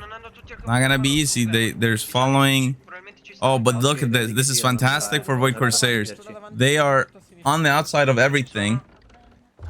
Not too far away. If they play their cards right, they'll be able to third party an engagement here and get a lot more points. They spot the Red Sea Enthusiasts. They see the Lost Wolves. So they have to make a decision. Do they go for shots on Lost Wolves? That could be a source of points, but at the same time, they have to remember the Red Sea Enthusiasts are tied with them in points. So it might just be the better choice to go and mess up with the Red Sea Enthusiasts. If they drop sails, angle left, they could actually get them into a sandwich. I think that's exactly what they're hoping to do here. And I think Stuka is on the other side of the Red Sea Enthusiasts. Let's see. Yes, indeed. So, I mean, this is the group of teams that the most important to influence. Stuka trying a harpoon on the Red Sea Enthusiast. Didn't quite get it. On Stuka, right side. Oh, yeah. Spyglass watching. Oh, yeah. Spyglass definitely took out. Oh, yeah. That was rough. Quickly dispatched. See if they go for a counterboard. Oh, they're thinking about it. Spyglass cut loaded up into a cannon. Close to the ladder. Oh, I don't think it's gonna quite make it. Bounced the wrong way. Yeah, will not make it. But we'll throw the firebombs in the captain's area. Really an annoying fires to deal with. But now Stuka is getting into the Red Sea because of that, so they definitely need to watch out to not get stuck into the red, because you don't want any team to demask you there. And now, ooh, Spyglass took a kill on Red Sea Enthusiast. Oh, really? Yeah, on the he water. Took a kill in the water with the Eye of Reach. Really good. Wow. I want to go back to Void Corsairs. 7 minutes left, and they actually chose to go for Lost Wolves. They have an angle here, so this is risky. It might pay off for them, or oh no, actually, ooh, they're looking left, but no, yeah, they're gonna commit to the Lost Wolves. But this is, as I said, this is risky. If Lost Wolves sinks, source of points for Void Corsairs just goes away. Octavian is coming in hot. Aspetta. Dovrebbero essere giusti, un pochino più bassi a sinistra, Aliam. Mi entrano. Perfetto, anche a me. Perfetto, sono fisse. Abbiamo i rossi dietro il culo, attento. Ci ho fatto caso, ma... Ooh, Octavian sneaking behind Void Corsairs. Getting an angle, they're gonna get bad time. Void Corsairs is gonna be in trouble. Dropping the mid cell to get out of the situation. Chain shot goes going out for the Octavian. Mid mass goes down for Void Corsairs. Oh man, Chain shots connected. Wow. Yeah. Every chain shot, like that was. Oh, and you know what? Void Corsairs were losing some mass right when Red Sea Enthusiast is about to put the pressure on them. This could be so bad for the Void Corsairs, especially if Octavian sandwiches on the other side. That could be Wait, it looks like terrible. Red Team are turning out of the fight to take the fight with Stuka. Oh, really? Yeah, they are. Oh, well, that is a blessing for Void Corsairs, because otherwise that would have been a sandwich. But Octavian is still putting pressure onto Void Corsairs, so for now they're just tanking, doing the turtle tactic, and they're gonna get an angle very soon on Stuka. Wow. So yeah, works out here. Yeah, Stuka is going straight into this. Void Corsairs. They're gonna need as many points as possible. They spot possibility of a border. Of course, that is always a danger, especially from Red Sea enthusiasts. At any moment, that could come. That NAL commits the Void Corsairs to the orbit. Oh, actually, it looks like Stuka's second deck. Yeah, they go down. Whoa! They go down. Wow, Stuka goes down in third place. So now, for the Red Sea enthusiasts, for sure. I mean, for them, it's good. Void Corsairs is the only target that makes sense right now. They need to take down Void Corsairs, and for now they're getting shot at by Octavian, and Void Corsairs are shooting at Red Sea enthusiasts. So yeah, Lost Wolves has a really good chance to take third place this game. Yeah, I mean they're Red Sea enthusiasts, so that's going to be a bit rough, but they still have that chance. Well, I guess Red Sea enthusiasts are going to try to just DPS their way into the lead instead of just attacking Void Corsairs straight up. So Void Corsairs, it's 900 points difference. Yeah. But Void Corsairs is gonna score some points now on Octavian, so that's gonna be on the one that hits the most. Oh yeah, this is it right here. Void Corsairs needs to get the most points as possible because they know Red Sea enthusiasts, their DPS is extremely strong, and they are just leaving things in the hands of the others. That's the risk you take when you don't go in and influence the teams that you need to influence yourself. You're just in a race. Which team can farm more? And that's why, like, Void Corsairs than for Red Sea enthusiasts. Oh, never mind. Actually, no, they're taking a lot of points. And Octavians are just sending every blender on the Void Corsairs to win that broadside. Yeah, both teams are gambling it. Well, number one, they have to win the broadside.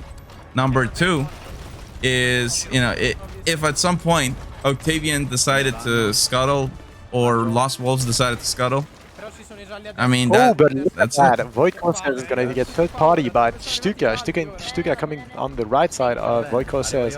That could be huge for Red Sea enthusiasts. If Void Corsairs goes down, that's pretty much a win for Red Sea enthusiasts. Red Sea did avoid lowers here. They need as much farming as they can get. They're close. They're so close. We'll see if they can pull this off. 2 minutes left. Man, it's gonna be so hard for Void Corsairs to shake Stuka off their back. I mean, that is, and they have brand new specials too. I mean, that is the tough part.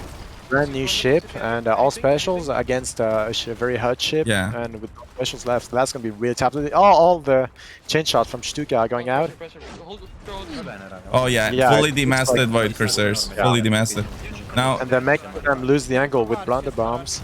Well, it didn't work as much as expected, but well, this is going on. Yeah, I mean, Void Corsairs is still holding it very well. I mean, in 2v1. Oh, splashbacks. A lot of splash. They brought it back. Oh no, they didn't. Oh, yeah, they did. Whew. Oh, another splashback. Oh goodness. No, come on, buddy. Brutal. Wow, MZ cried dead. And now, if we go on the other side, look at the Red Sea enthusiasts. Now, look how nice that looks. Close broadside against the Lost Wolves. Yeah, they know it's the DPS. They're just second deck all the time, just trying to save it each time. But and splashing all the time. Yeah, they're going down. I think they're going down. Yeah, they are. Yeah, they have. Yeah, Red Sea too. Yeah, that's done. They hold second place for now. They did exactly that. Stuka in 4th place though. I mean, that is a shocker right there. I'm boarding. Mino goes for a board in the last moments. No, don't board all. Don't. We're fine. See what kind of damage Minnow can cause on board the Lost Wolves. Finally, yeah. Trying to see if there are holes. There are no holes. Wow, dancing on the Dancing on lower their ship. dancing on their ship. Over 10,000 points. Very good play. Free 10K. Void Corsairs in second. Nice. That's good. Free 10K. Lost Wolves in third. Stuka fourth. And Octavian coming in fifth place, but very close game. Gamble time. That's it for set number 1. Let's check out the standings. How this team's finish out the first part of the Brawl. For the Red Sea enthusiasts, what a way to start the season, winning 3 out of 4 games in their set. They will be comfortably at the top. Let's check this out. Notorious they shall be. Crow with the party of 5, thank you so much for the raid. We're just about to check out the standings after game 4. So let's check this out here. We've got and Mino with the party of 20. Thank you so much. Here we go. This is the current situation. Red Sea enthusiasts with an absolutely fantastic performance today. They are currently at the top with 30 points. This is the same amount of points that in NA Reavers, they ended their first week with that in the NA version. So yeah, right up there, kind of performing extremely well. Void Corsairs in second place, just 2 points behind. So also huge series for Void Corsairs. Stuka in third with 20 points. Really, I think what hurt them a lot was that last game coming in. I think they ended fourth that one. So it's just a brutal one. They had a lot of fourth and third, and fine here in third place. Paul the Topper, thank you so much. Now you have Octavian in fourth with 15 points, and Lost Wolves in fifth place with 11 points. The teams on the right part of the standings, on the other column, the Shrouded Keggers, Naglfar, Hostile, and Seabound Wolves, they're going to be playing right here after halftime. So right now, this is the time here, guys, when we're gonna go in it. We have our giveaway for the Obsidian Capstan. We'll play a little bit of ukulele, and then we'll go on with set number 2. So let's get on with it here. Please make sure you're paying attention. I'm about to reveal the instructions of how you can enter today's giveaway. But oh, actually,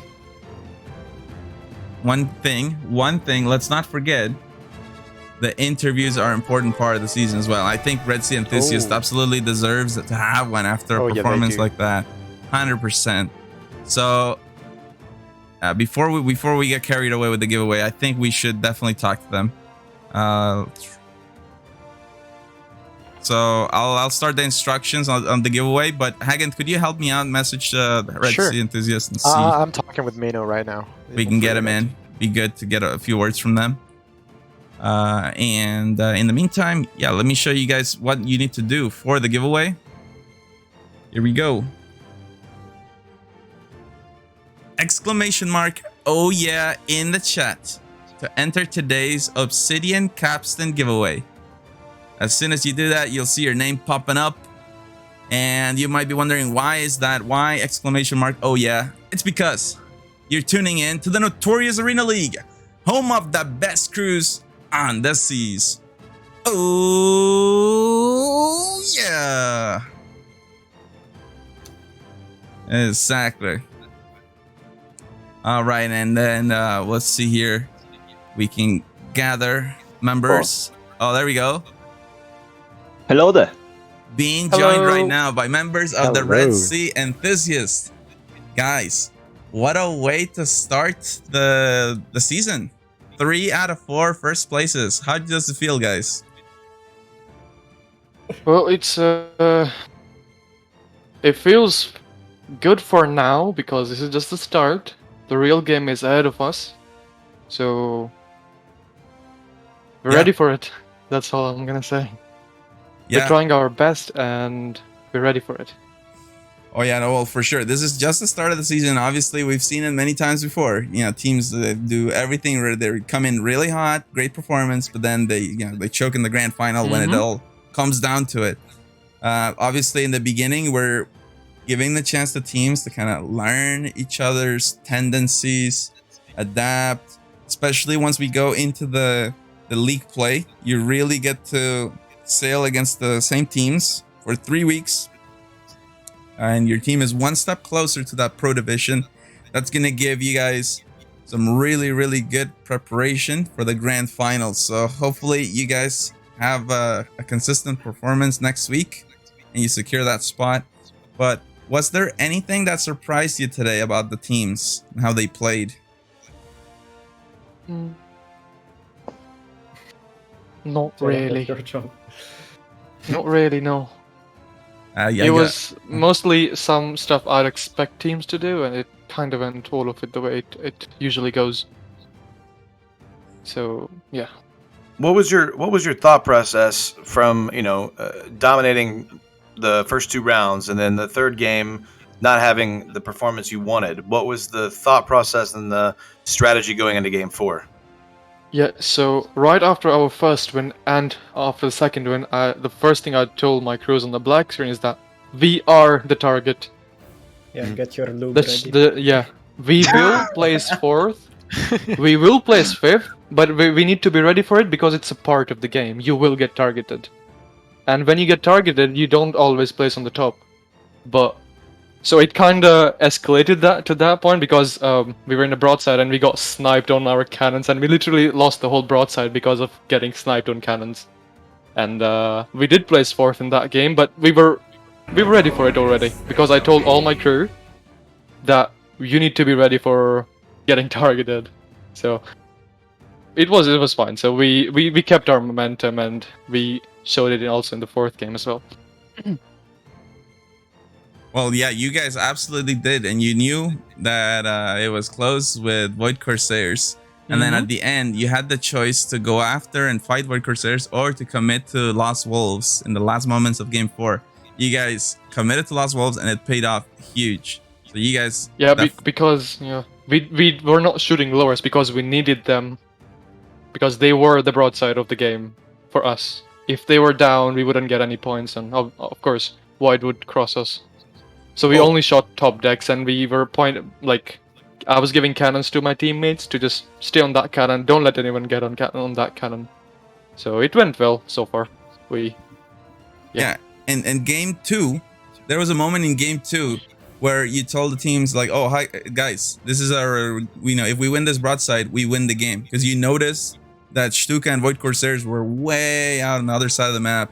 You guys had free reign over the group of 3, and sure enough. Wow, you guys capitalized on that. I always compliment your team a lot on your ability to abuse the infinite angle. And once you see the mass advantage, you really, really go for it. So you did that once again tonight. And we want to congratulate you on your performance. Before we let you go, any shout outs or any comments to your supporters? My team is, first off, I'd put my team on the top. They're really cooperative. So, of course, our team and then all the fans, all the people who support us. I can't name them all, but you know who you are. And you guys are always supporting us, and we're really happy for that. Thank you. Yep, and of course, we want to thank the NAL for giving us a platform to play on and become us, Red Sea enthusiasts. So, yep.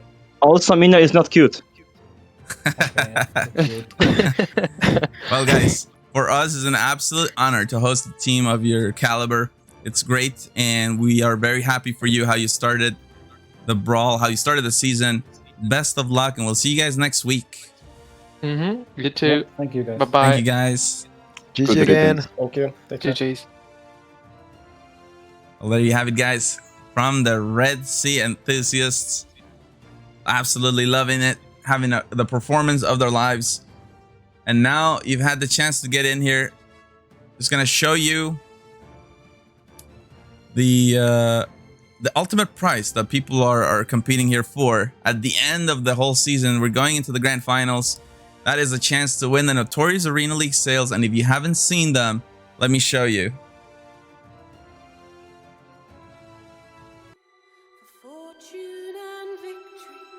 death if we fail.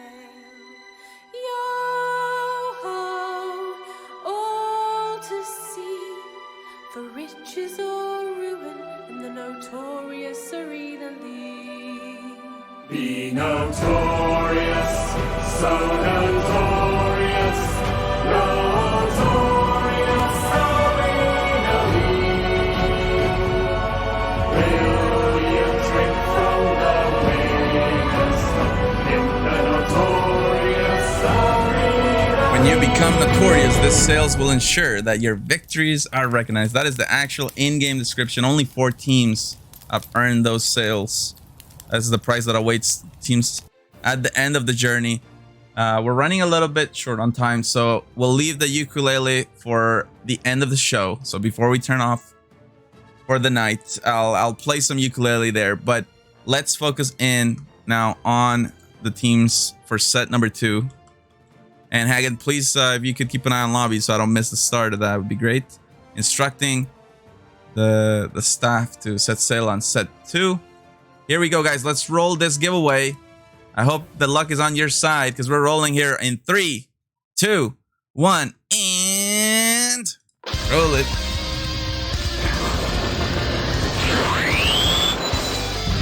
Obsidian Capstan on the line tonight. Here we go.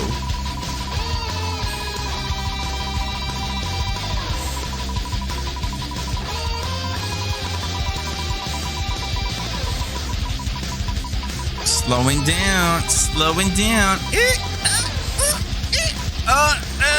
Oh, K and Z. That's the most difficult part. You gotta be paying attention though. Interact in the chat once again to claim your prize. Ooh, that was a quick one. That was a quick one. Yatuni was very close as well from Crux. There it is, KNZ. Please pay attention right here on Twitch. One of our wonderful mods will be sending you your code right now. So please pay attention. And don't worry, guys, if you didn't get the code today, remember, it's great if you check us out. We have broadcasts every week on our scrim nights. You can expect the Obsidian 6-pack giveaways. Those happen on Wednesdays for EU and Friday for NA. And then on the weekends for official league days, Saturday is NA, Sunday EU, though you can expect the Obsidian Capstans. And of course, the main thing here, the main reason to be here is to watch super sweaty games as the teams compete to become the best crew on the seas. So I mentioned only 4 teams have earned those amazing sales from NA. QRF, Quick Reaction Force, winning the contest 3 times in a row. They are the greatest team in NAL history thus far. And then most recently in NA, Goats on Boats. And then over in EU, the inaugural season won by Odin's Wrath. And season 2 by Stuka. So which teams will add themselves to that? See Ferdinand QC Zayutelin in the chat. Those are Goats on Boats. Those are notorious pirates. And watch out, because if you sail around in adventure and you see a ship rocking those NAL sails, you could be running up against them.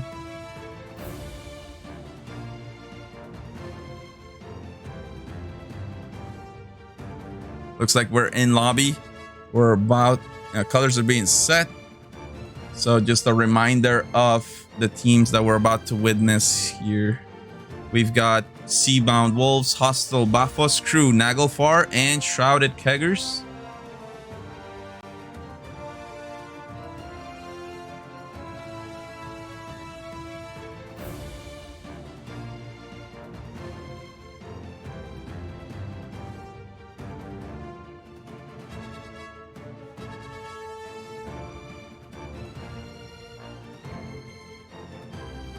There you have it on screen here. These are the teams we'll be watching shortly. Just a few moments away from the start of Game 5.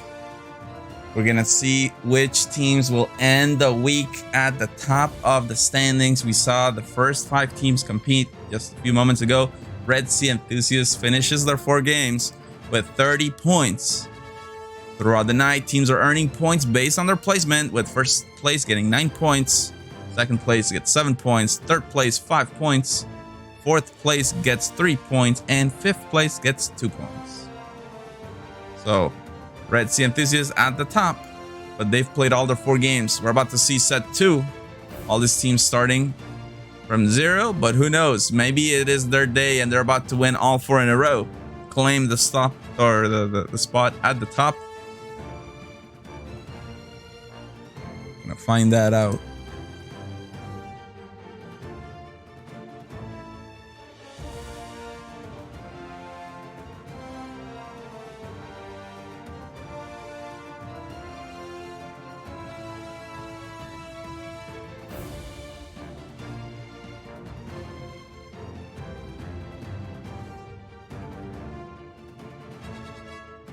So interesting matchups. Let's talk about the teams here. So bottom left, those are the Seabound Wolves, team from Poland.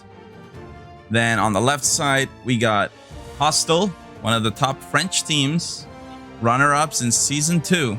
It's by 1 point behind Stuka, coming so close. On top by the flame of the cup, Bafos crew. They have really been stepping up their game. They figured out their main roster. That's what we're going to witness right here today. So watch out. And then on the top right, we see Naglfar also representing the official Sea of Thieves Italia community. And then bottom right, we got the Shrouded Keggers. So watch out. Going to be insane. All his teams earning their spot in the NAL season through really intense qualifier. These are the best teams on the seas right now in EU. But it's always a treat, always a chance to learn.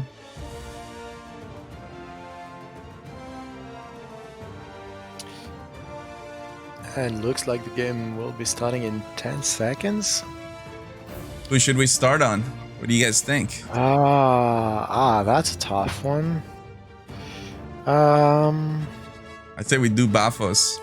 Bafos, I would say Bafos because to me they definitely stepped up lately and they are really a crew to watch out for. Let's go with Bafos if we're good. Let's check out Bafos crew. Here we go. We're loading into the game. Game 5. Here we go. The start of the Brawl stage for this team. The start of the season. Let's do this.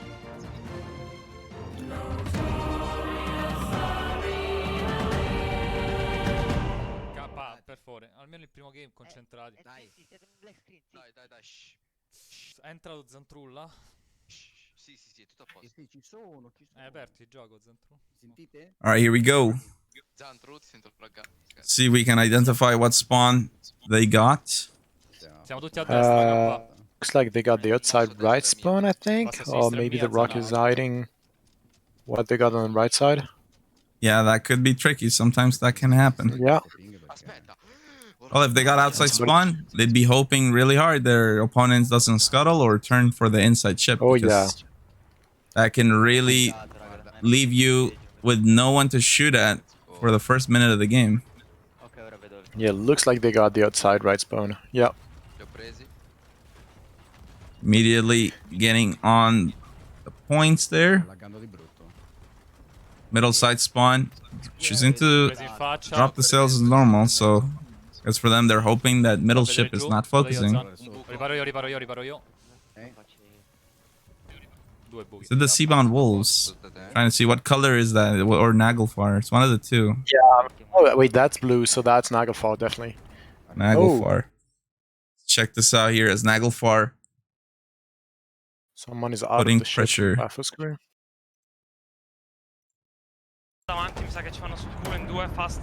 Naglfar putting pressure on Bafos. Now these are two Italian teams.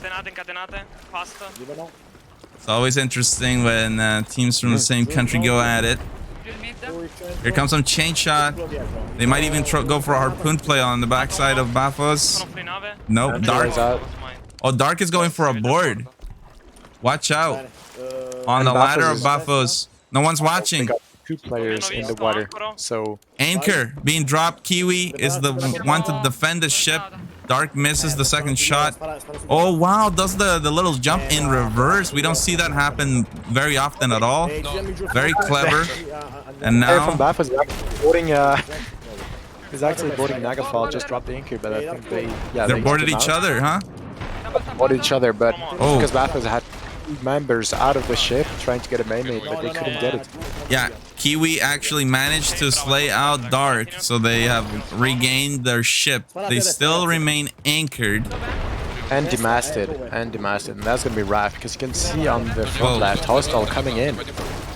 And Seabound Wolves is also in there, just putting so much pressure. Let's stay with the Seabound Wolves, because this is like an intense battle here, right beside with Naglfar. Na nie wiesz, że nas chwycić harpunem z prawej strony, szybko? Obrócić nas o 180 stopni? Mam. Puściłam. See if I can Prawa strona strzelanie, prawa. get a good sound. Trzymaj, na nie trzymaj. I strzelajcie. They're trying really hard to outturn Naglfar. Dobra. Here comes the harpoon turn. It's an isolated battle now. And Seabound Wolves will be able to stick behind Naglfar. But yeah, no, you're right. Let's go over to Hostile now. They now in the lead.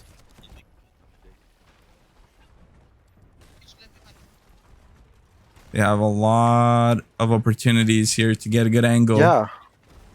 And actually, Shrouded Keggers is between the two groups of two. They're just like in a supermarket trying to pick a good target. Like, it's just perfect for them.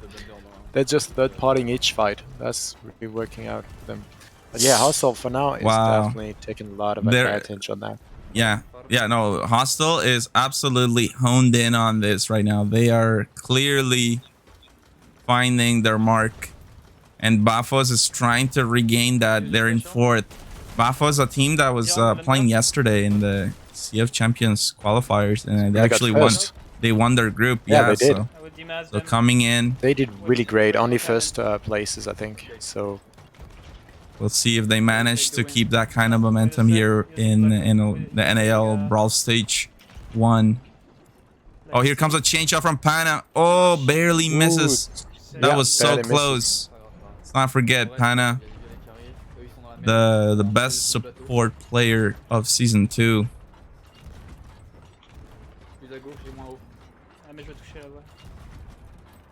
Okay, nice.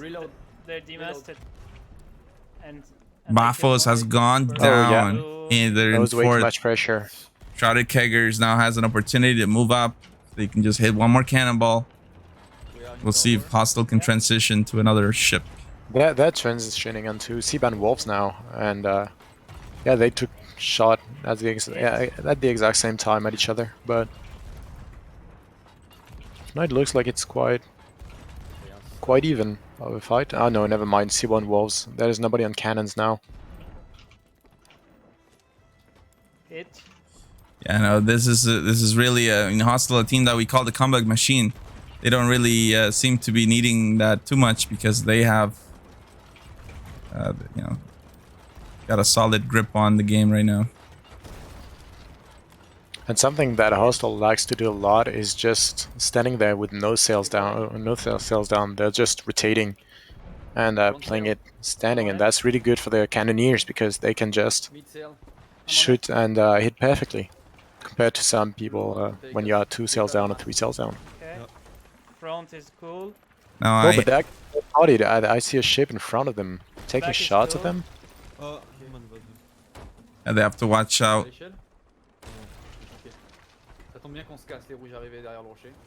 Who is that? It looks like it's blue. It's Naglfar. Oh yeah. Naglfar, right? Yeah. Yeah, but they got Shrouded Keggers on their front right, and behind them they got Baffles crew that just came back. Looks like they're just recovering from that and switching on to Shrouded Keggers. Let's check out the Shrouded Keggers. Yeah.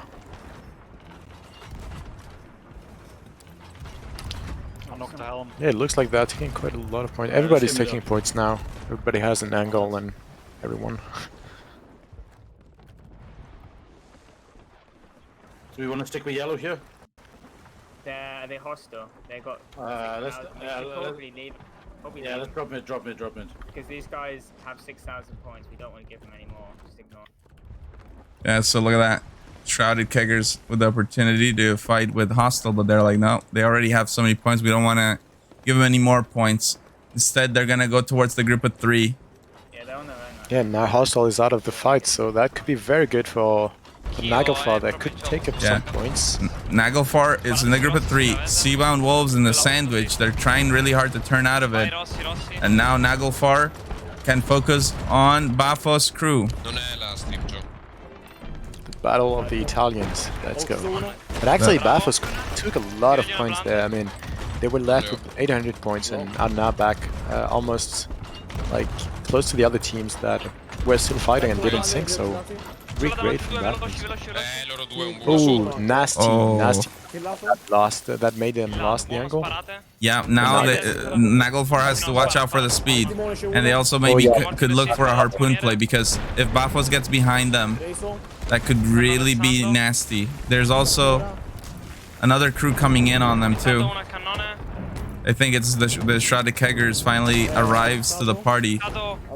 Dark with some really nasty quick scopes, trying to shake Bafos off their back. Actually ends up boarding them. Wow, it was a kind of accidental move. It's actually a cannon shot that got him to board. Like, he did not choose to board. That was quite good. Now Bafos is going off, 3 cells down, and letting Naglfar kind of hurt, but they can recover, so that's really good for them. Yeah, but Shrouded Keggers now.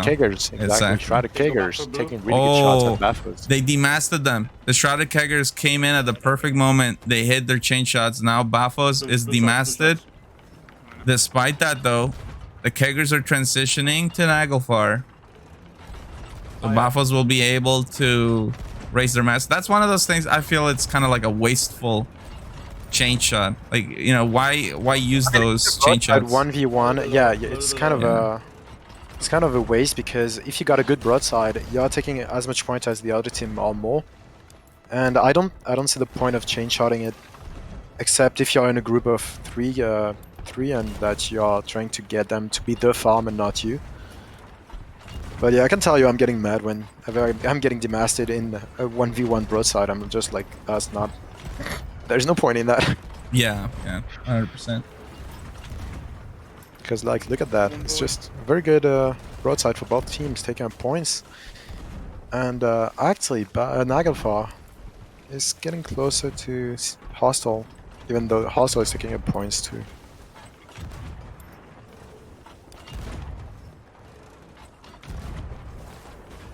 Got the bomb.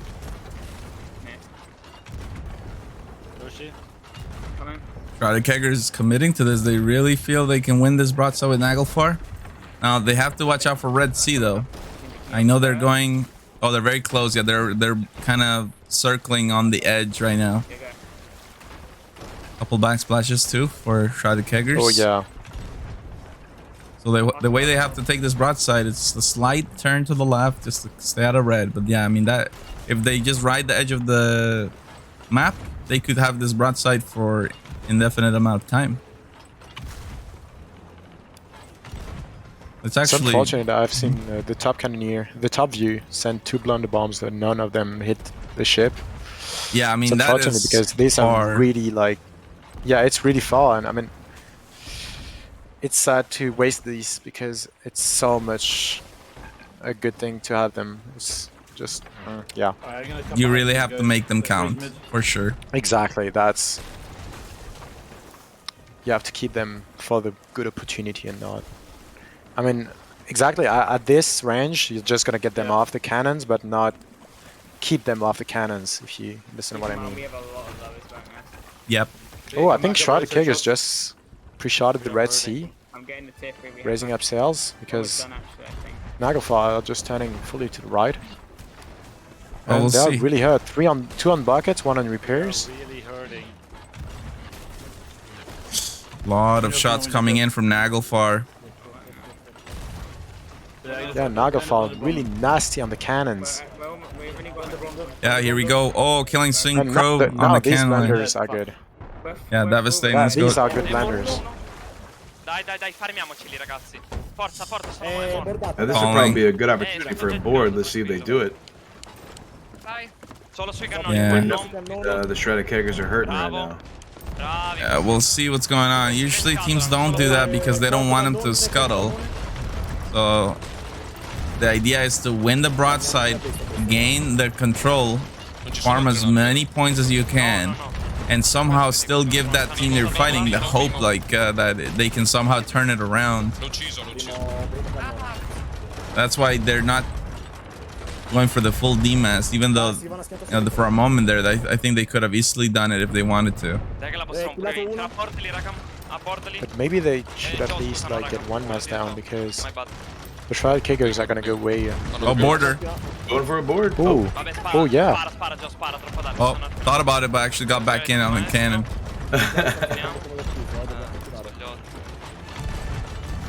Well, I mean, there are a lot of points they need to farm. I mean, look at that. Despite how well they've been doing, Hostile is already over 10k, and there's still 3 minutes left in this game.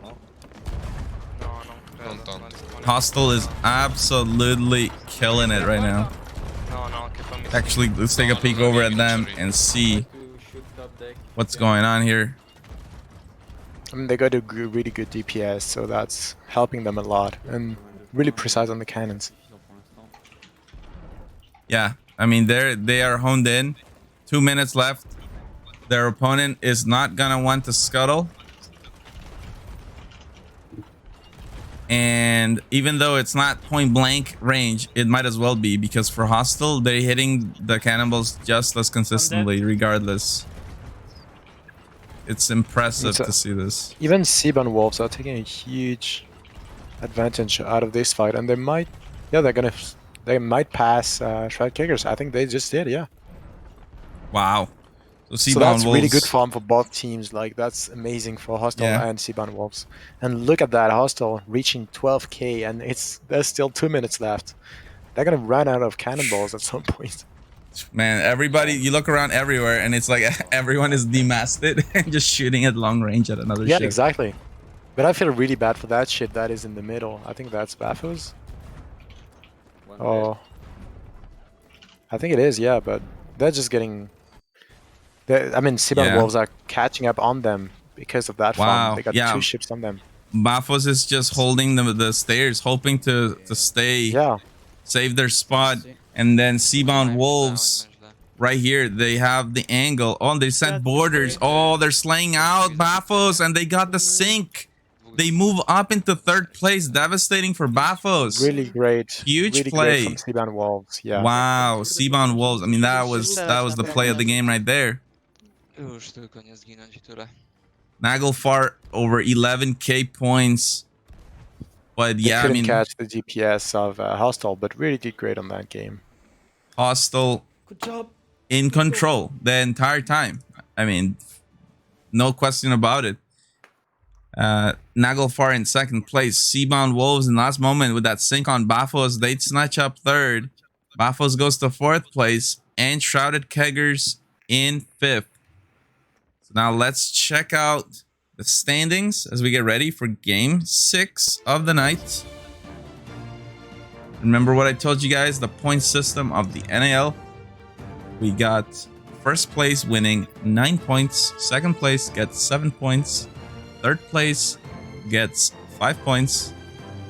4th place gets 3 points. And 5th place gets 2 points. So with that in mind, let's check out the updated standings. So we can follow along and see which of these teams will finish the 1st week of the season at the top. So we have at the moment. So, oh, sorry, I think I showed it a bit early because obviously Hostile just won that one. So let me refresh that. And we should see Hostile with 9 points. There we go.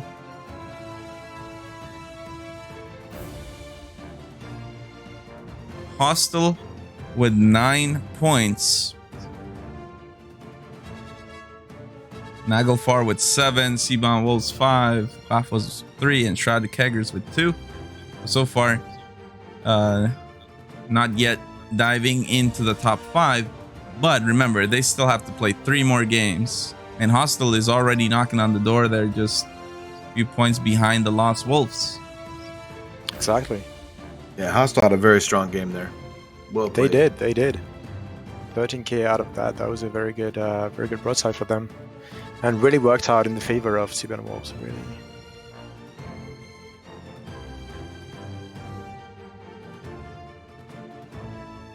So here we go. Teams are going through the merge. Colors will be assigned shortly, and we'll get on with game 6. Yeah, devastating for Bafos to lose their 3rd place like that in the last moments from a board. But at the same time, yeah, great opportunity for the Seabound Wolves. Yeah, I'm actually quite surprised. I mean, it's a new team for Season 3, and they're doing quite good for that lobby. I mean, it's a really tough lobby, like with Bafos, Hostile, and Nagelfar. They're really like old teams that have played at least one season.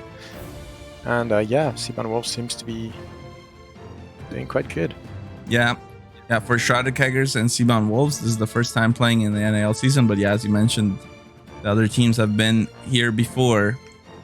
Exactly. And for Hostile, I mean, they were literally runner-ups last season, just 1 point shy from being champions. It's almost a curse for French teams. Back to Skull Season 1 losing by 1 point, and then Hostile losing by 1.2 from on Stuka. That's devastating. Yeah, I guess.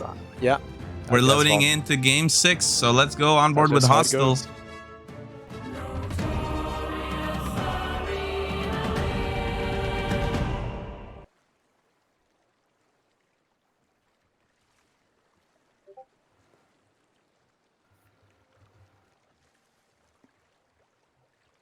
Here we go. Hostile spawning in. Let's see if we can spot what kind of spawn they're gonna get.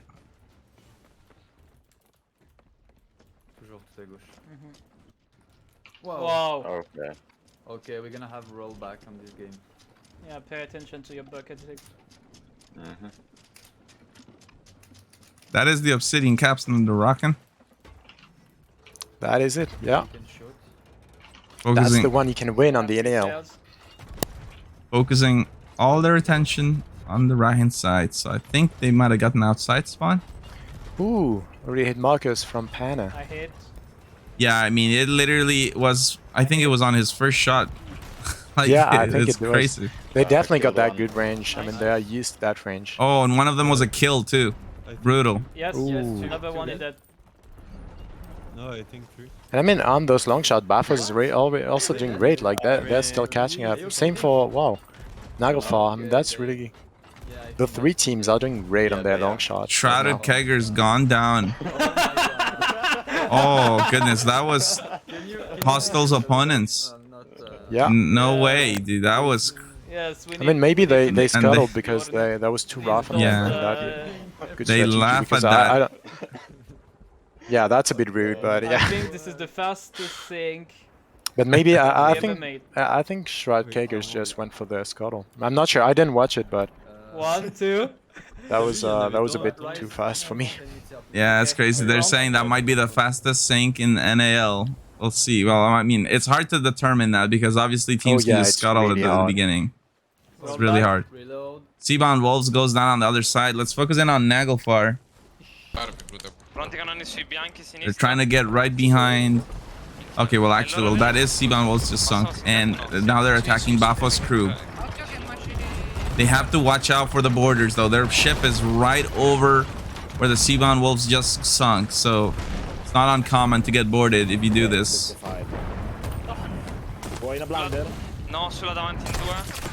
Dark is watching the ladders. Great spot for Bafos and Nagelfar. State giù, raga, spegnevi il fuoco? Sì. Perfetto. Hai fuoco sopra? All those blunders going out, like they're just sending blunders to each other, but it doesn't look like they're getting off the cannons from either side. Oh, Bafos is now in a sandwich. I think Hostile is on one side and Nagelfar on the other. Oh, that's gonna be really rough for Baffos. They don't. Oh, second deck. Ah, mais j'ai pas eu le temps de viser. Yeah, that is water. brutal. Okay, shoot top deck. Yeah, that's gonna be really tough on them. And I mean, they don't want to live again that situation, to be in that situation of the last game. So. Io non l'avevo proprio sentito a Zan. Yeah, like it doesn't matter how good your team is. If you're in a sandwich like that, it's almost impossible. Yeah, they're going down. I'm quite sure they're going down. Yeah, they're going down. There is no way they could escape from that. I mean, they had pretty much every hole tier 3 downstairs from Way left too much. to right. Yeah, that's too much. I mean, even with the best deckhand, you cannot hold that. It's No. impossible. Two good teams on each side. Absolutely. They should And switch to Nagel for now because they're taking a lot of points. Yep. Maybe they switch right away. They're shooting at Hostile right now. The top 2 teams at the moment, we'll see. Anytime you go broad with the Hostile, it's a risky proposition, but every team here, you know, in the NAL song, the first line, you know, there's a rumor and it's true, there's a league of fearless pirates. Yeah, so you got, if you're gonna come in here, you have to be fearless. You have to know, like, you know, you're gonna have to take those fights, and if you're gonna win this whole thing, you gotta win those broads. You're not gonna be able to escape every single engagement. Not gonna happen. Yeah, it looks like they're transitioning over to Lost Wolves now. You mean Seabound Wolves? The Seabound Wolves, yeah. Sorry. Going for the D-Mash. I'm sad we don't have the Battle of the Wolves for the Brawls. Not on the Brawls. Yeah. It was so fun in so many of the scrim nights we got to see the Battle of the Wolves. It's nice that both the Wolf teams qualified. Exactly. Please give us a Red Sea, Seabound Wolves, and Lost Wolves scheme. Oh yeah. Well, yeah, look at that. That's really rough on Seabound Wolves, yeah. Yeah. And I mean, they're getting shot at by 2 different ships. I mean, that's a similar situation where Baffos was in. But it's kind of the tables have turned. Like last game, that was the exact same thing, but with Hostile, Seabound Wolves and Baffos, and now Seabound Wolves is in the middle, getting farmed by 2 ships, almost standing and not moving. It's quite, yeah.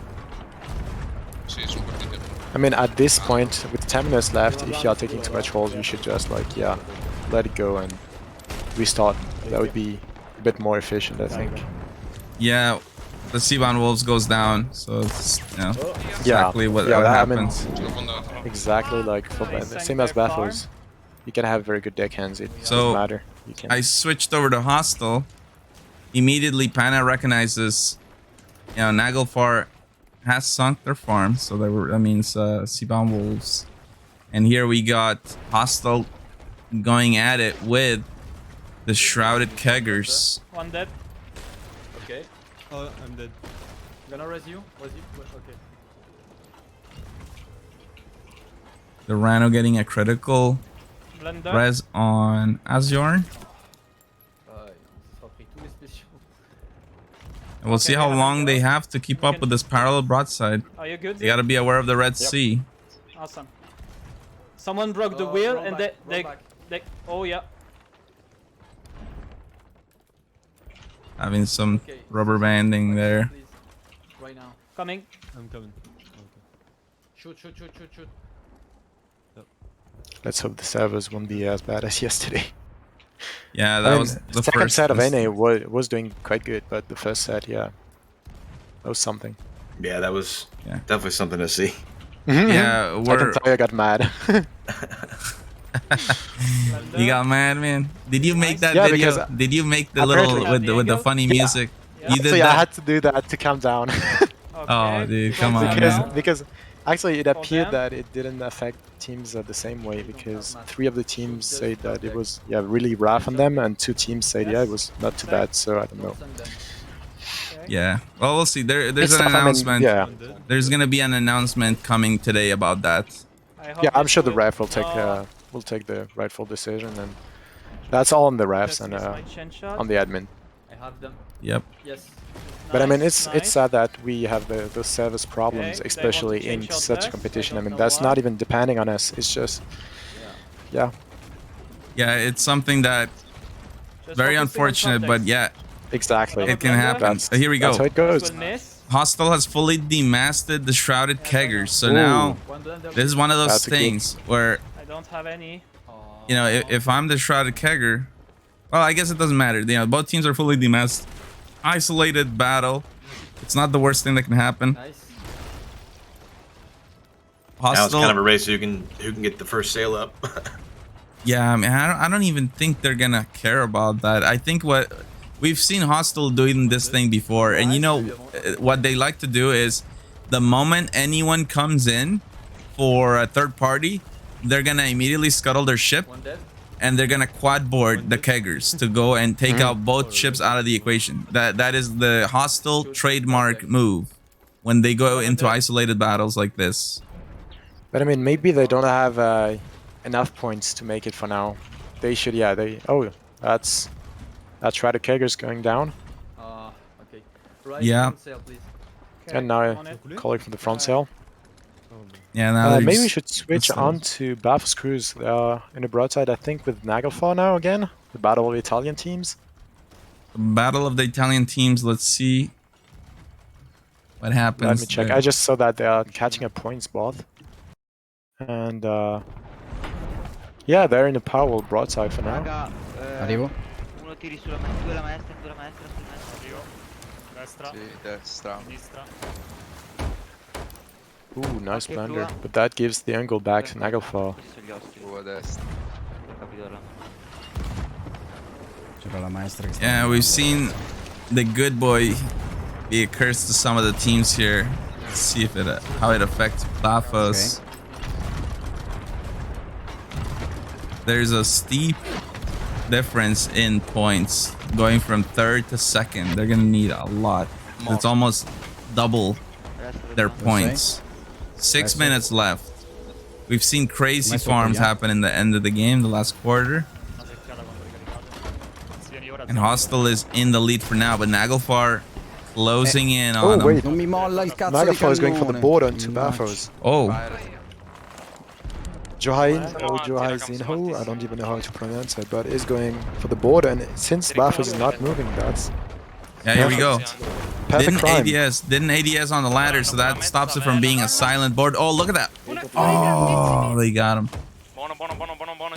Yeah, if you guys pay attention, normally when people boarding in the NAL, they ADS right before they grab ladder, and that's to make it a silent grab. So I don't know if they heard it and that's why they were ready for it. I mean, I've seen Zentrula's name on the point of view from Johai Zinho. So yeah, I think Zentrula called it out and right away they were waiting for him. Yeah. I mean, still with that, like Naglfar is still taking up a lot of points and keeping the cannon pressure. 2 on cannons for now and 3 on cannons now that he's back. It's a battle of seeing who can farm more. Okay. So 4 on cannons now. Naglfar has this. This is on Bafos. Taking a quick peek over at Hostile. They're in the group of 3. They sent a border towards the Seabound Wolves. We don't have any perspective on Asjorn. But we can expect if he gets on there, it's going to cause some problems. I'll actually see it from the Seabound Wolves perspective. There it is. On board and causing problems. It actually forces the sink. Huge play. Asjorn goes down, but really, I mean, that is the job done there. Forcing a sink on the Seabound Wolves. Hostile at the top. Now they have a ship off in the distance. They should transition to another ship really fast. I'll take Naglfar out because for now Naglfar is catching up with 3 minutes left. They could do it. They could. Yeah. Hostile shooting at the Shrouded Keggers, but it's far, far, far away. Whereas Naglfar, a little bit closer. That being said, I mean Hostile. Yeah, even with that range, they it's can impressive. some pretty good shots. Yeah, they can do that. Yeah, so, you look at the DPS of Hostile and you'd be like, oh, they're right next to somebody. But no, you go to them, they're like halfway across the map and they're just hitting those 45-degree cannons.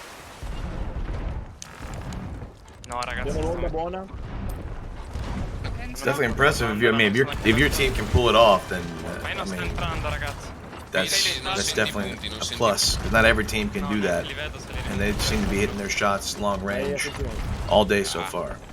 Yeah, Naglfar hoping to do the best he can to catch up. Bafos is not gonna want to scuttle. 3 minutes left. It's not enough time for really sink and come back and do anything. So every team is gonna look to hold out. At the same time, Bafos is also not trying to lose their spot in 3rd place. On the other side, Looks like that curse of the good boy is actually not working this time. Yeah. I doubt a lot that they're gonna get 4th or 5th, so... Hostile is still shooting at the Shrouded Keggers, but they're getting further and further away, so I would expect the Hostile DPS to slow down a little bit. But man, I say that, but it's literally plus 40, plus 40, plus 40. So. Literally, the scoreboard can't even keep up with them. And look at the range of these cannons. I mean, come on, this is far. This is really, really far. I'm gonna stay on this just to see this next wave of cannons. If they connect on this, that's the most impressive aim. Oh wow, they are. We don't have 1, 2. I'm on it. They hit 2 on at that range. Yeah, no, that's crazy. But yeah, now I can go back to Naglfar is not Naglfar. taking up shots now. They're not taking up much points. Yeah, I think that's pretty much a first spot secured for Hostile. That's incredible. But yeah, hitting those long shots is really impressive. Yeah, Hostile's cannon at long range, clearly it's honed in. It's very, very impressive to see. Naglfar trying their best to catch up. It's the last minute of the game. They're getting closer here to the Seabound Wolves. This could be a good source of farm. But they're gonna need quad cannons, and they may even need a. And they're going for the board. Oh, board. Okay, yeah, I think they're just giving up on. Ooh. Oh, that was almost a perfect. Yeah. Just almost. But yeah, I think they gave up on trying to catch up on a Hostile. They're just. Yeah. Oh, they're happy with their second here for this one. Exactly. Yeah. So for now, it looks almost like lobby 1. I mean, 2 wins for the first spot, like Race Enthusiast. But will they keep it? Like, will they do an ace? It looks like Hostile is doing quite great on that lobby, and they're dominating so far. Hostile with the masterclass performance. They finished the second game in the first place. Naglfar secures that second. Very impressive what we're seeing from Hostile today. Let's check out the standings now. See how we're doing after the second game of set number 2. I think we all want to know how things shape. I think with that, Hostile would be easily in the top 5, even though they've only played 2 games.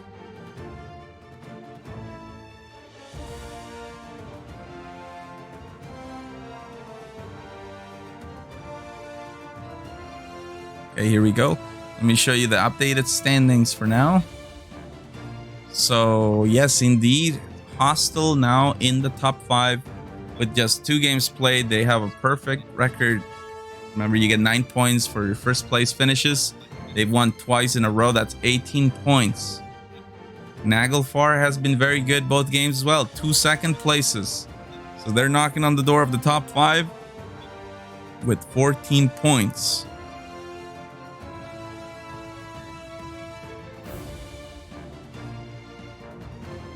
And we saw Red Sea Enthusiasts winning 3 out of their 4 games. Hostile already won 2.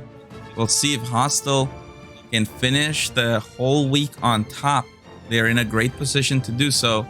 Can they keep up the performance in the last 2 games?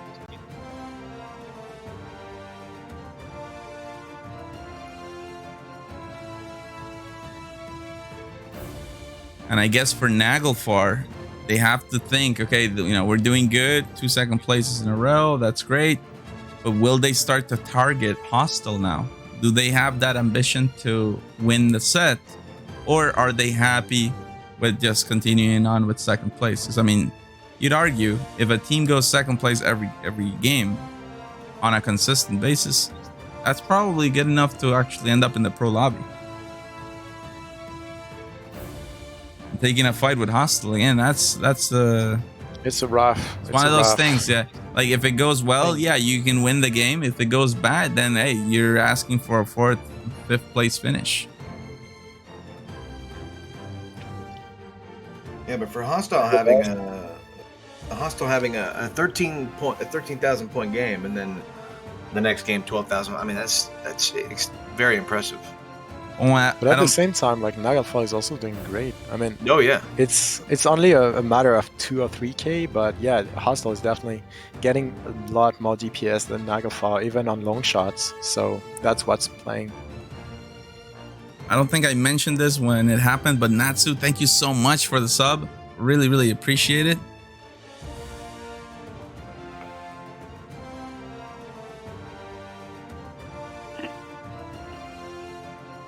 Colors are being set. It looks like we have another good boy again. Bafos. Good boy for 2 games in a row. That's interesting. We're loading in, guys. Game 7. On board with the Hostile. Here we go.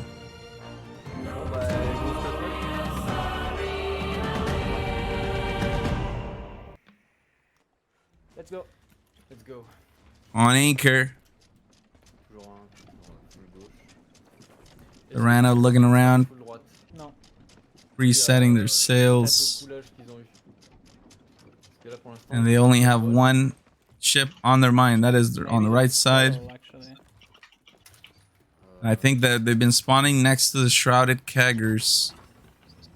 Yeah, indeed. That is Shrouded Keggers in there. And I think they're going for the cut inside maneuver right away. On the other side, Seabound Wolves with the early scuttle. Oh no, sorry, just a hit mark on the wheel. So Shrouded Keggers.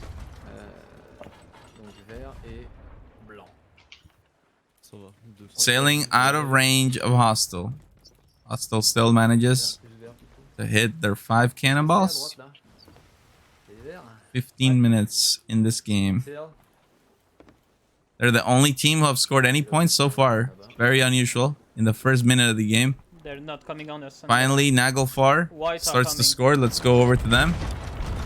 On the orbit with Bafos. The battle of the Italians. Arrivano 2 blunder, porca Dio. Tiragli una blunder. Sei morto? No, sto quasi morto. Porca le corna. Giù là davanti. Giù là davanti, maestra. Abbiamo perso il dietro. Ci arrivano i blu. Dobbiamo andare via assolutamente. Parate sui blu a destra. Ho 2 palle. No, non vedo un cazzo. Merda, stanno avendo questi. Now transitioning on towards the Shrouded Keggers. Let's check it out from the Shrouded Keggers perspective. Oh, Synchro with a... Actually, Nagelfar is gonna get boarded by Bafos. Yeah, Bafos are getting onto Nagelfar's ship. Nobody was waiting for him. He dropped the anchor. Causing problems, E-nossing. Now standing on the grate too. Acqua, wow. Oh yeah, the good strat. The good strat. Let's go. That's and crazy. Gets the sync too. Brutal. Really good sync on Nagelfar. So Bafos crew winning that engagement with Nagelfar in style. Well done, and taking the elevator back to his ship too.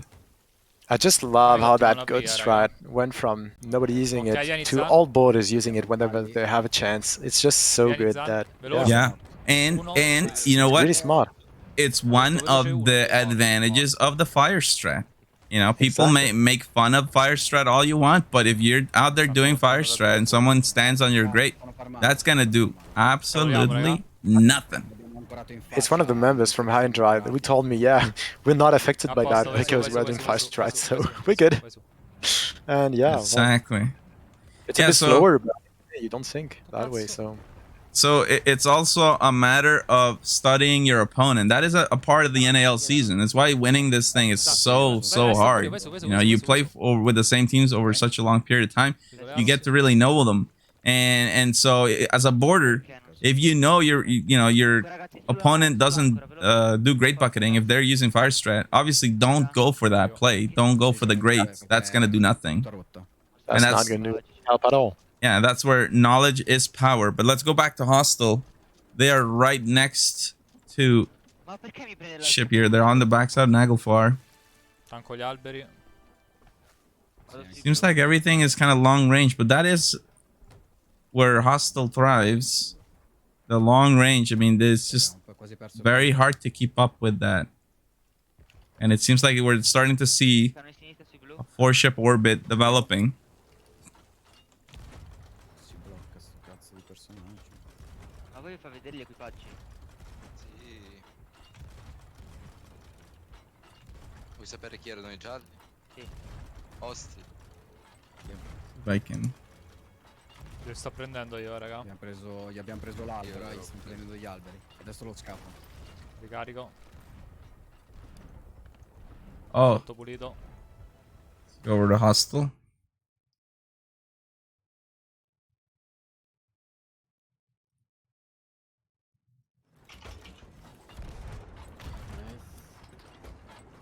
Oh. So far, 11 minutes left. They're in the lead right now, and Hostile, they're looking unstoppable today, man. I would not be surprised if they actually claim the whole clean sweep. We're shooting too far, actually. Yeah, too far. I said more close. They managed to break the anchor on the Seabound Wolves.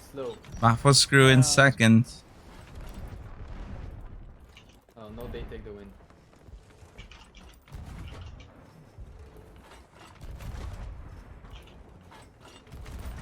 Baffos actually scoring again. Let's go over to Baffos. Oh, issues with one of their streams. Refresh.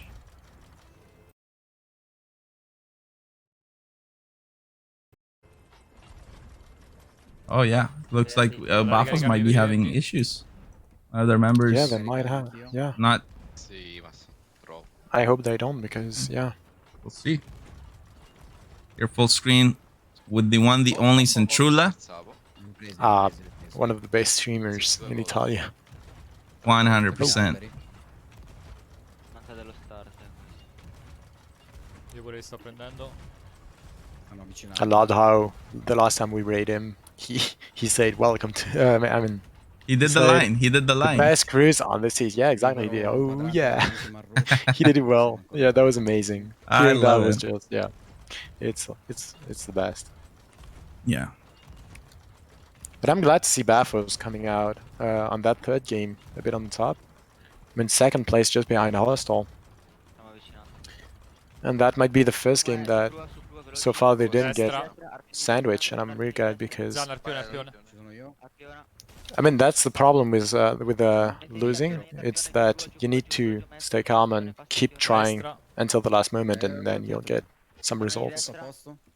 And they definitely didn't give up, and they are doing great now. It's really great mental. And we'll see now. They're gonna have to keep the performance going. They shoot over the island. See which team that is that they're shooting at.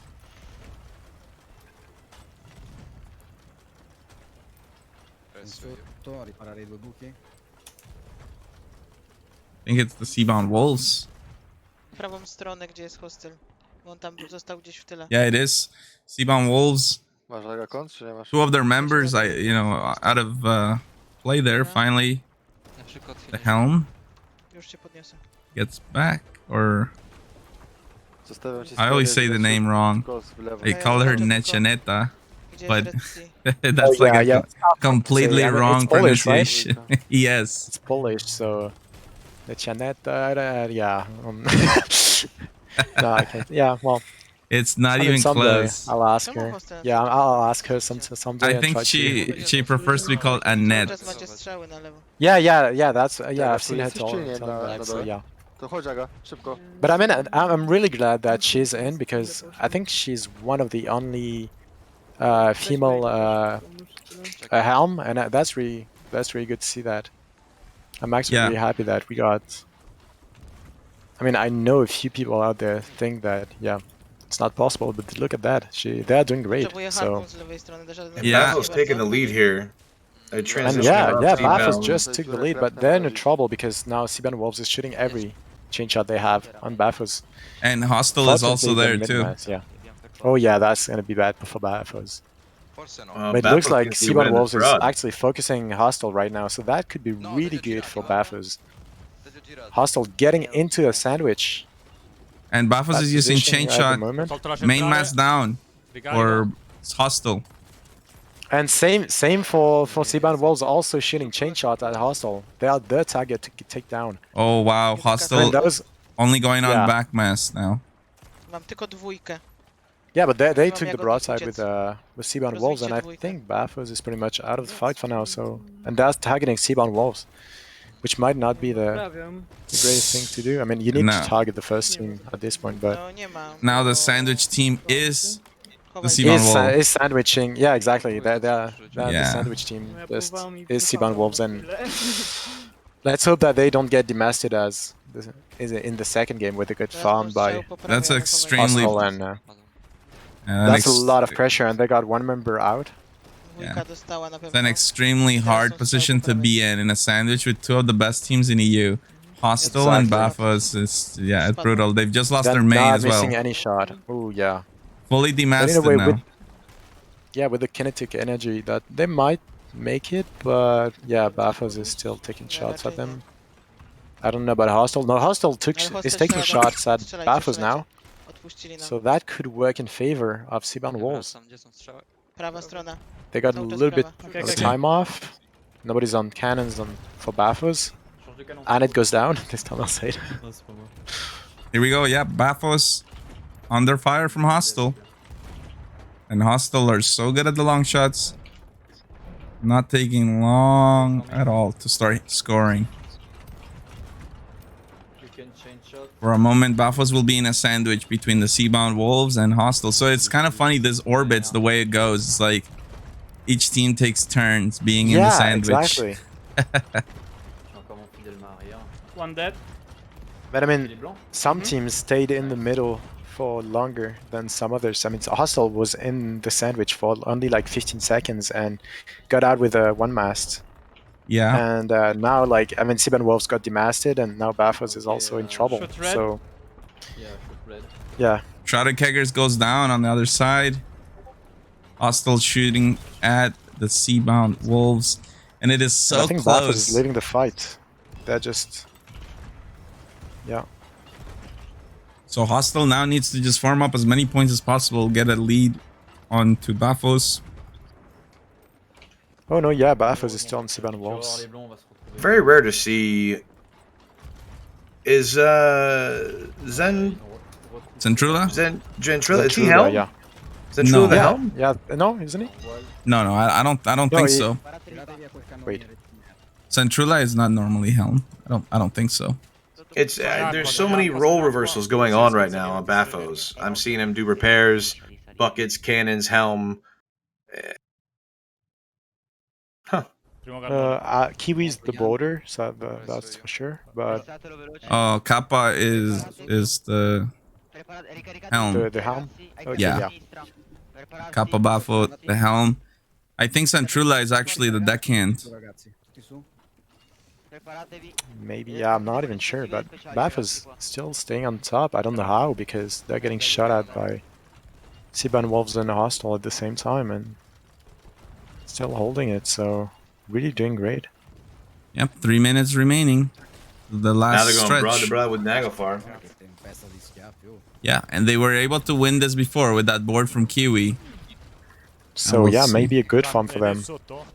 Yeah, they're in the lead right now. Hostile has to be looking around. Try to find someone to shoot at if they want to get back into this. The battle for that first place. 3 minutes left.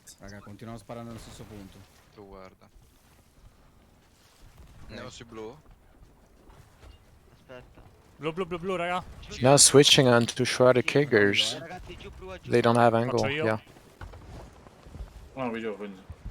Well, they're trying. They're hard cranking. Trying to commit to Bafos here. We'll see. But they have too much speed. If they don't slow down, and they're even angling it, so perhaps they're not really trying to stick to that broadside. They're just gonna...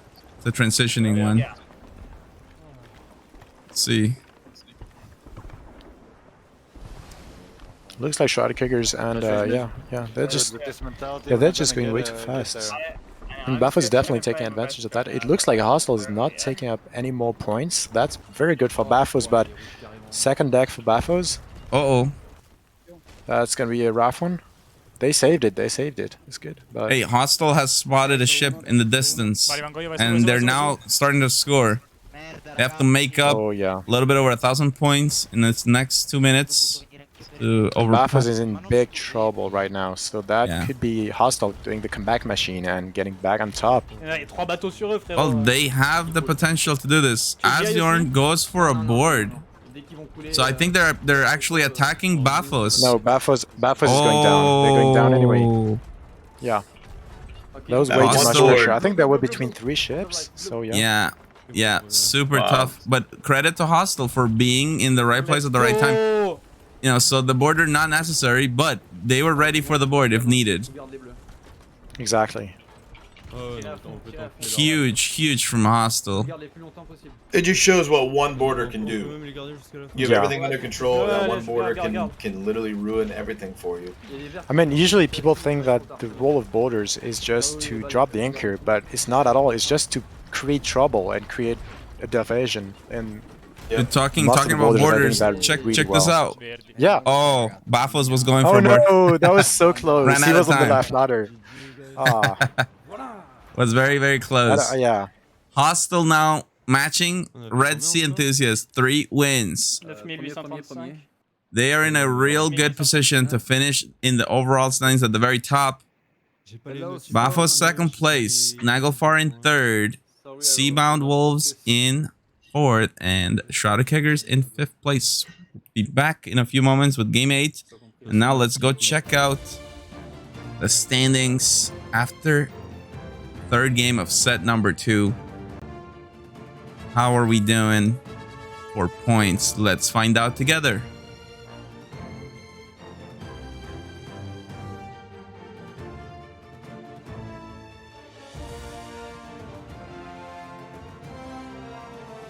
Okay, here we go.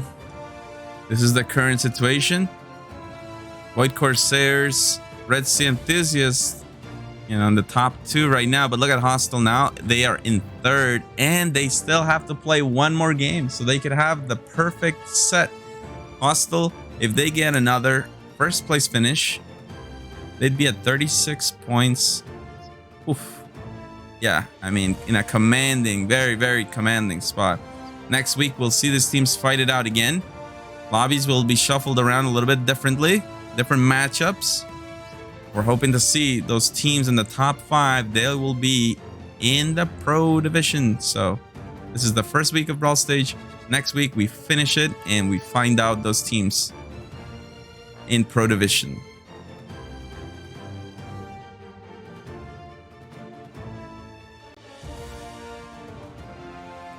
So we'll start game 8 on board with Hostile. They just seem absolutely unstoppable today.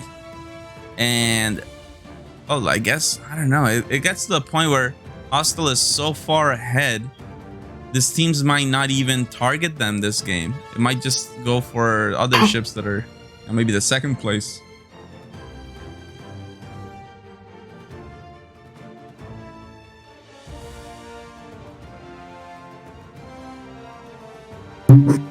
Hostile could very well do it. 4 in a row to finish the week on top. We just have to see it. 1 more game to go. Did so well that game. Yeah, I mean, this is the best cannons we've seen from Hostile. Normally, the thing that we saw this especially in the Ranked Arena Alpha Finals. Hostile started very slow. They got a lot of 4th, 5th places. They were not exactly on point with their cannons. And then, once they get warmed up, devastating team, brutal. And they actually won 3 games in a row in the second half of that series. So it seems like maybe Hostile was really warming up a lot before they came here, because they started right away with the cannons absolutely honed in. And it seems like they're ready here to make a statement. We're loading into game 8. Let's go on board with Hostile once again. Here we go.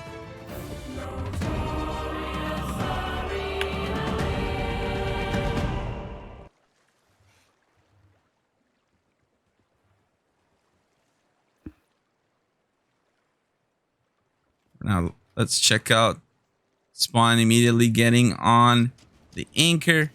The Rano drops. Back sell. I think they've got the outside spawn. Remember, Shrouded Keggers off to their side. Cannon left. Even if they're gonna run. We'll see what kind of maneuver the Shrouded Keggers pull off this time. Actually, let's go quickly to Shrouded Keggers. See that. Oh, there's a one of the players with the delay. Let's hope they don't go down as fast as the last round. No. That was a rough one. They're Yeah, cutting they inside now. played it smart. They played it smart. Really good. They got out of it. That being said, Hostile did manage to get 200 points out of it. That's kind of what they've been doing. It was exactly the same last game. They got their 500 points in the beginning, and then they just repositioned to the next engagement. Still pretty impressive when your opponent is middle side and they go for the inside maneuver, and you still manage to hit your 5 cannonballs. It's pretty good. They're hard. It is. Tout le monde est à 3 voiles. Non, ça y est, ça se... il n'open pas. No, Buffos take the broadside with green. Yellow is not taking the broadside with red. Go to Bafos. They're helping us out finding the action. Oh, Cap Baffle with issues. Let me refresh. Hopefully comes back to life. Don't want to miss any of the action here with Bafos crew. There we go. On the parallel broadside with Naglfar. They've been doing this a lot. The Battle of the Italians. Going at it. Here comes a chain shot from Bafos. I think it connected on the main mast. Yes, it did. Naglfar just 2 masts remaining. Immense pressure coming in towards Bafos though. Finally, Kiwi back on cannon. See if they can reverse that. Gets hit marker on the cannon line right away too. Good hit markers. Well, only one, but still. Are they gonna try to sneak behind them? Maybe. Kiwi Looks might like it. Yeah. go for a board. Yeah, it looks like. Ooh, nice shot with the eye of reach. Zan, ci sei? I would say watch out for borders because that's the worst timing for borders. Raga, acqua. Ok. Oh, I'm surprised they didn't go for the harpoon play. Yeah, for the harpoon, I mean. That was Kiwi yeah, goes down. Kiwi had the chance to go for either the cannon shot or the harpoon. He went for the cannon, but in doing so, oh wow, that's brilliant. Yeah, I told you. That's brilliant. That is a brilliant one. Whenever you get behind a ship, you always need to watch out for your ladders because they will board you. That's it is almost a must. It's a must because if you don't and you get demasted, that's the start of the infinite angle. Could be very awful if you don't send the border. You have to. Even if the border dies, as long as the ship is not like angling sails or turning the wheel or trying to keep up with you, that's all you need. And that is enough. But actually, Bafos managed that situation really well. Look at that good Oh, Kiwi angle going for a board. Kiwi going for a board. Nearly. Oh my goodness. Oh, that was close. That was so close. That would have been a... very cinematic. It's still gonna make it. Peg leg. Yeah. Peg leg. Yeah, here we go. Yeah. On the ladder. Amazing, but yeah. Naglfar could be in real saw trouble. Him coming in. He's not going for the ladder. He's just going for the throttle. For the anchor. He's just Wow. Going, That's impressive from Naglfar. Yeah, Killing they're Kiwi. really good at their shots. Despite the enosing, the strafe, they still managed to take Kiwi out of the picture. It looks like Seaborn Wolves is coming in hard onto Bafos crew, and Bafos crew was already like taking shots at them right away. It looks like they're leaving a bit Naglfar. So now the Naglfar can recover from that. That's really good for them. Yeah, Seaborn Wolves behind Bafos. They just have. Oh, but here comes a blunder bomb. Oh. Shaking things up a little bit, but Seaborn Wolves still has angle on Bafos. They just have to watch the speed.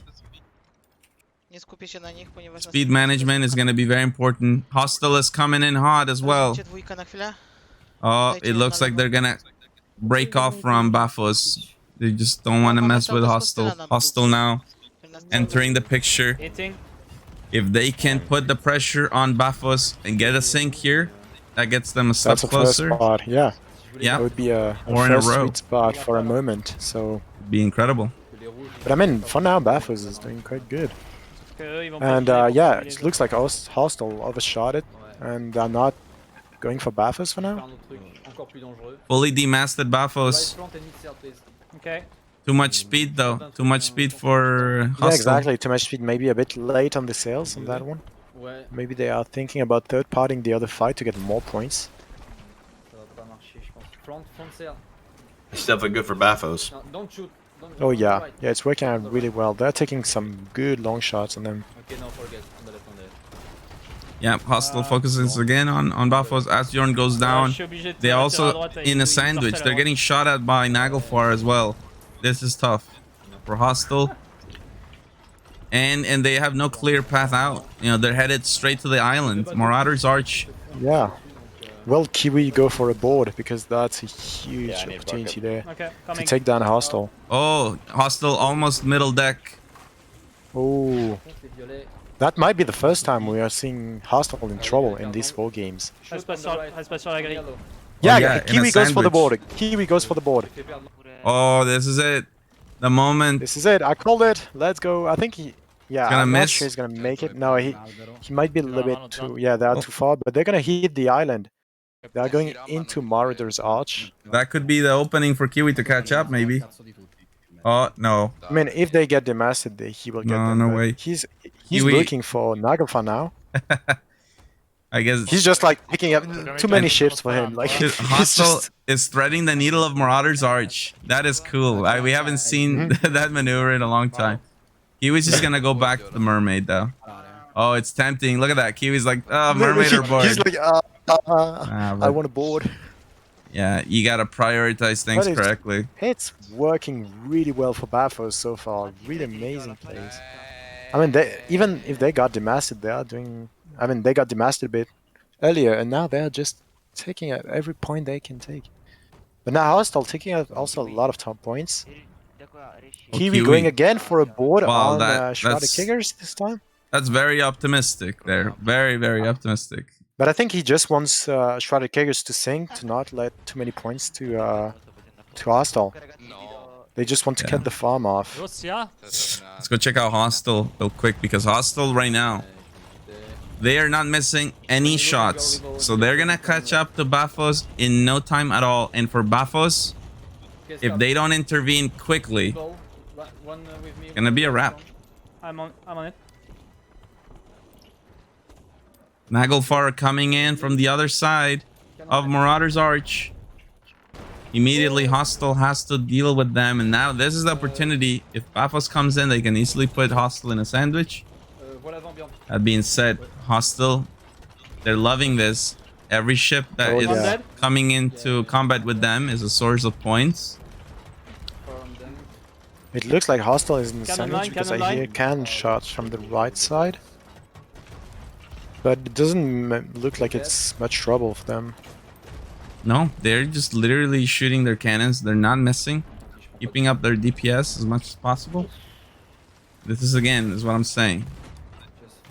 Matter. Bafos is going. Now Naglfar is back on the cannons.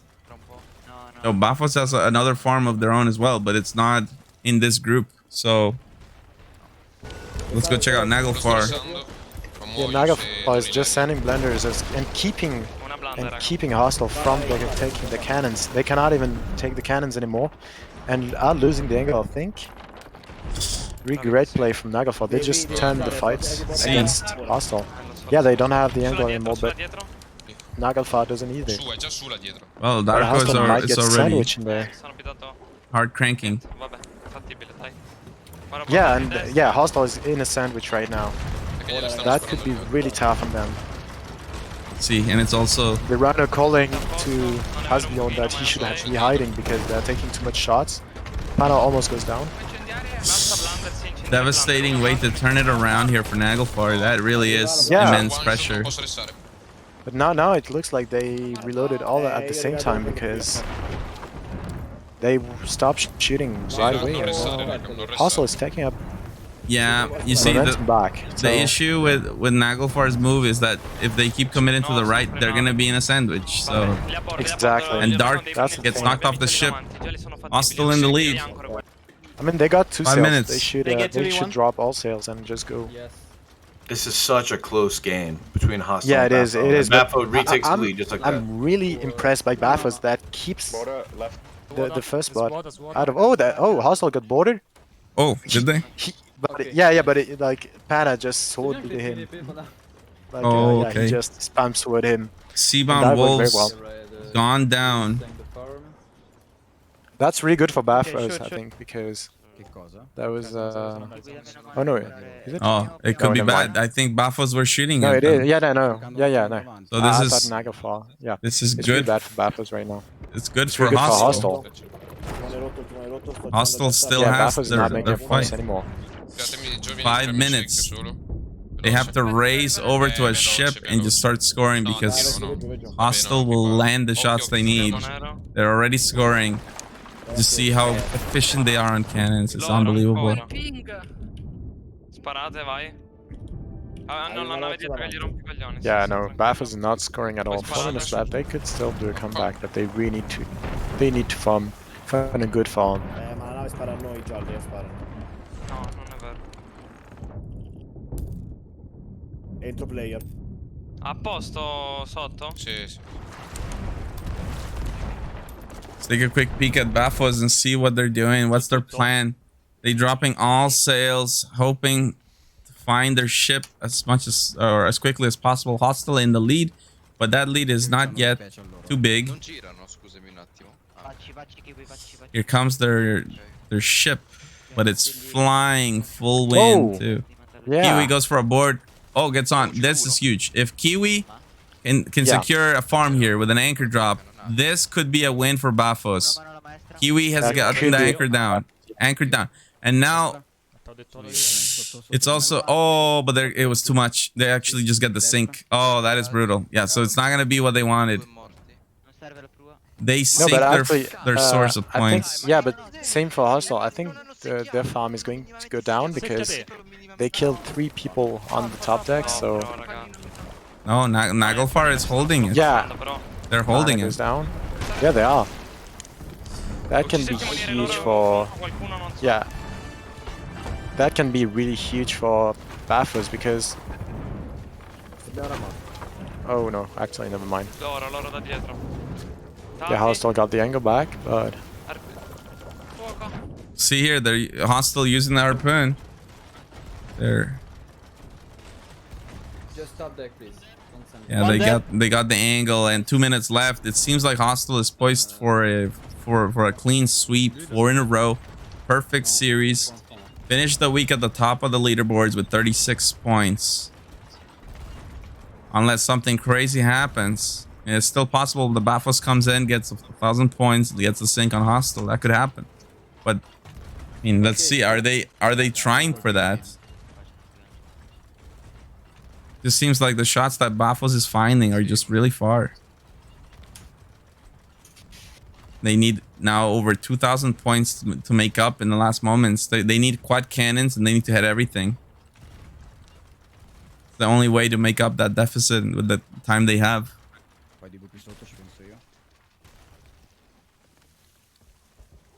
Yeah, Bafos doesn't look like they're scoring much. Yeah, I think that's gonna be a win for Hostile. And the clean sweep, just an amazing set play today by Hostile. Oh yeah. Oh yeah, for sure, 100%. Hostile is making a statement here. They are not messing around. You know, they were 1 point shy from the victory in season 2, and now starting the season in style. Psycho Hostile with the sub. Thank you so much. I think that's Psycho's rat. The Shroud Breaker. Let's go. Supporting the team. The last minute of the game looks like Hostile really is in command. Allez, 7 wins dans la journée, les frères. Hein? Eating. The Rhino goes for a board. Let's go. They know the job is done. Very What a well fantastic played. Fantastic way. game to Hostile. Really great. GG's. There you have it. Hostile with a clean sweep, 4 in a row. That's going to be 36 points for them. Bafos coming in second. Naglfar in third. Seabound Wolves in fourth. And the Shrouded Keggers in fifth place. Oh, it was actually Jans with the gifted sub. Thank you so much, Jans. Appreciate the support. Here we go, guys. Let's catch the end of week standings. The end of Brawl Stage 1. We all want to know what's the deal. Certainly, with that performance, Hostile will be at the top.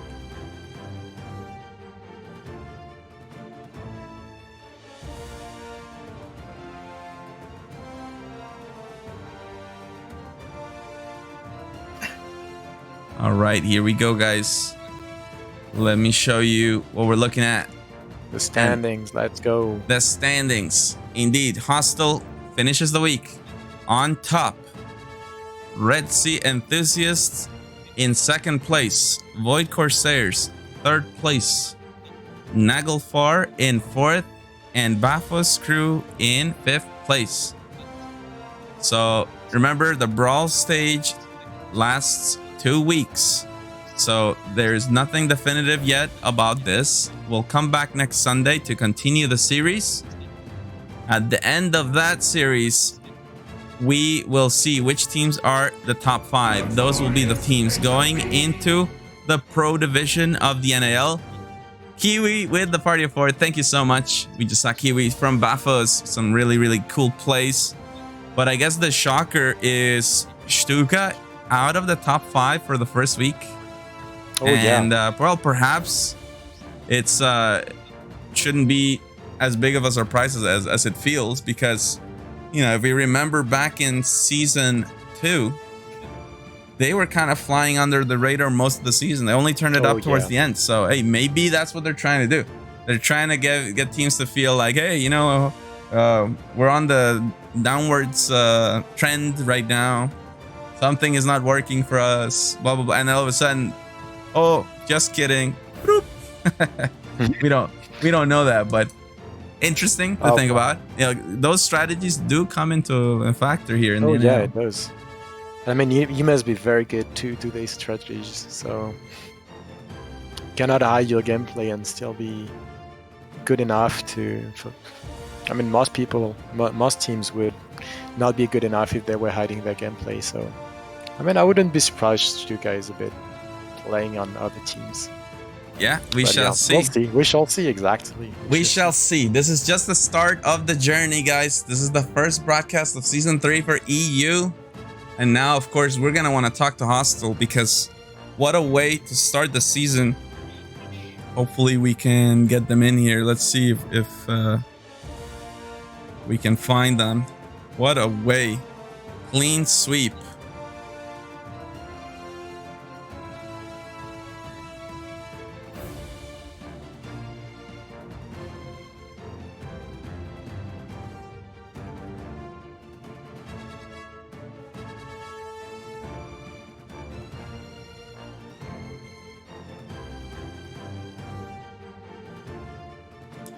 Oh, here we go.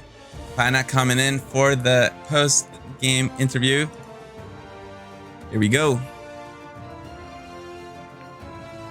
All right, being joined right now by the team captain of Hostile. Pana, welcome. Hello. Hello, guys. Hello. What an amazing performance from Hostile. And I don't know if you guys were watching set 1. Red Sea Enthusiasts did amazing. They won 3 out of 4 of their games with 30 points. Of course. They wrapped it up. Of course. I know you guys want Hostile always on top, so you knew you had to get the clean sweep, the 4 in a row, and you guys pulled it off. So how does that feel? Honestly, I'm super proud of my team. We train every single day from last 6 months maybe, and tonight that's just a result of all the effort that we put into this game, and I'm super happy about the results and also about the performance from my team and all the chemistry that we developed weeks after weeks. That's all. I'm just super proud. Yeah, I mean, just looking at your team, it's absolutely a marvel to behold. Like, especially at long range, we're just in shock. You guys are hitting almost every single cannon, and you know, even though the other teams, they're good on the broadside, we just don't see that kind of consistency yet from any of the other teams at long range. So that was amazing, and you guys were actually with one of your newer players, Ziegler, on deckhand, replacing the Shroudbreaker Psychos Rat for today. It seemed like he did really good as well. But I want to actually ask you something. So, you know, obviously you guys right now finishing the week on top, and there was a recruitment ad that went out earlier this week. Are you blowing up your DMs? Are they blowing up yet? Actually, yeah, I received maybe 15 demands yet. Oh my goodness, yes. So if you guys don't know, in the NAL Discord, you can actually join it now by just doing discord.gg/NAL. We have a channel in here that is about recruitment ads. So lately, we had one going out, Hostile looking for a helm. And exactly. yeah, a lot of demand. So who will be the new helm of Hostile? Oh, I guess we're gonna be keeping a very close eye on that. Everybody is eager to see, out of all those candidates, which one will be on top. That will be very cool to see. But yeah, it's like a little contest between all the helmsmen. yeah, like what do you do for the tryouts? That's kind of funny, like helm tryouts. Honestly, that's not even about like performance in game. We're looking for someone with really good chemistry between the players and the helm, and the helm needs to be calm, with assurance. He needs to be super passionate and with good communication, and all of these things are like outside of the game, in my opinion. We're looking for a good player for sure, but we're certainly looking for a good person first. Yeah, oh well, for sure. The team chemistry is so important, and no question about it. You guys would put a good priority on that. Whoa, exactly. Roman with a party of 34 with the raid. Thank you so much. Appreciate it. Right here talking with Pana. And well, I also want to give you, I want to ask you two more things before we wrap it up. Well, first of all, I want to ask you if you have any message for all your supporters. We've been seeing all throughout the night so much love for Hostile. Do you have any message for those supporters? Of course, yeah. I want to thank especially all the guys who cheers on us every time. I know there's a lot of guys on our streams who are cheering on us every time we play, every scrim, every NAL, and also on Sea of Champions today. I'm just super glad to reach that kind of love that we created between players and viewers, and also players. Like I've got a huge respect for all the teams who play, and it's awesome to see that there's some friends from who get created by only playing a game that we love, and by the streams we can interact with everyone, and it's super cool. Yeah, I couldn't agree more. The amount of friends that have been made, you know, teams really coming together with the one goal, become the best crew on the seas. And there's so many competitions out there that people can look forward to. And that's actually my next question, because I know that you're involved in another competition, and it's called the Alliance Cup from the Alliance events. So I want to give you a chance to kind of talk about that if you want. Yeah, sure. Yep. So the Alliance Cup is based on ranked stuff, and at the end of 3 weeks of ranked, you have some special events, and you need to do some 1v1s and steal the silver from the team that you're fighting against. So it's super tricky, because one sink and you're out. So it's a really good practice actually to prepare these 1v1s, and the Alliance Cup is made only by friends for player who loves Sea of Thieves, and we're looking to do more and more events to make this community grow up. Yeah, that's amazing. I think that everyone can see a lot of passion being put into that. So how can people join if they're interested? Well, you just need to send a message to me actually, or someone from the Alliance staff. I know that Urage made a role on NAL Discord for the Alliance staff, so you can actually message someone and ask, hey, I want to join the scrim, I want to join the events, and it will be super easy. Sounds good. Well, thank you for that. And once again, congratulations on such a great performance from Hostile. That is great to see. And we wish you all the best next week. Come back. And if you guys do it again, yeah, that's a spot in the Pro Division and one step closer to the Grand Finals and a chance to win the Notorious Arena League sales. Oh yeah, that's what we're all looking for. Alrighty. Thank you once again. We'll see you guys next week. Yes, thank you, Rage. Thank you, everyone. Have a good night. Thank you. Great job, man. Great job. Thank you.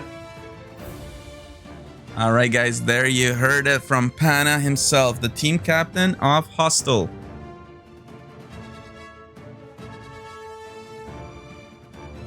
So, guys, what an incredible way. The start of Season 3. Teams delivered. The Red Sea Enthusiast, Hostile, two best performing teams on the night. But I want to give a huge shout out to all of the teams that participated. You know, don't worry if you didn't get the results that you were looking for today. The season is long. You will have plenty of chances to study your opponents, analyze your recordings, figure out where you went wrong. It is the NAL season is a marathon. It's not a sprint. You'll have plenty of chances. Again, next week we continue. And by the time we get to the Grand Finals, we would have found the 5 most consistent teams. And then the Grand Finals is about being smart, capitalizing on the weaknesses of the opponents, and ultimately which team can cope with the pressure, because there is nothing like that to know that you've been working for the 2 months towards that one day. And you know, some teams love, you know, that pressure. They shine under the spotlight, and then others just crumble under it. But yeah, I mean, we're on this journey together. The prize pool grows. I think it was $228. Let me just double check here. But that was at the beginning of the live. Yeah, $228, guys. Thank you so much for your support. I mean, that is coming from you guys, the community. And, you know, we have a sweet prize at the end of this, the NAL sales, Notorious Arena League sales. But the cash prize, that's always been something that's also important here in the NAL. We want to encourage teams and see the best performance. What does the best crews fighting, what does that look like? And your help with sweetening up that cash prize, that helps to see even bigger games, teams pushing, redefining the metas. We actually didn't see the double boards from Stuka, so maybe Stuka was just trying to practice that in the scrims, which I guess that's normal. That's what scrims are for. Maybe they're keeping it for the finals. I mean, you never know. Yeah, at any moment when you have to target a ship, those skills, the practice you get from doing those board plays, that may come in very, very handy at the end. But I also mentioned that I was gonna play some ukulele. I didn't get the chance to do it at halftime, so we're gonna go into that then. But huge shout out to all the teams. That was amazing. But let's go. Let's enjoy some ukulele. Kind of decompress after all those amazing games that we just witnessed. So I think for sure we should start it. Let's say I'll play 3 songs total here. And we'll start off with the NAL theme song on the ukulele. Here we go. Wish me luck. Let's do it. Wise Master wants West Virginia. Okay, so that will be the second song. No problem there. By the way, having issues with my webcam, so no rage cam this time, but as soon as I figure out the problem with the webcam, I will be back to rage cam. We'll find a better way to do the ukulele half times. Oh, I see some Ocean Man. So there are 3 songs. Okay, here we go. Starting with the NAL theme song, we'll go into the Country Roads, and finally, Ocean Man. So let's do this.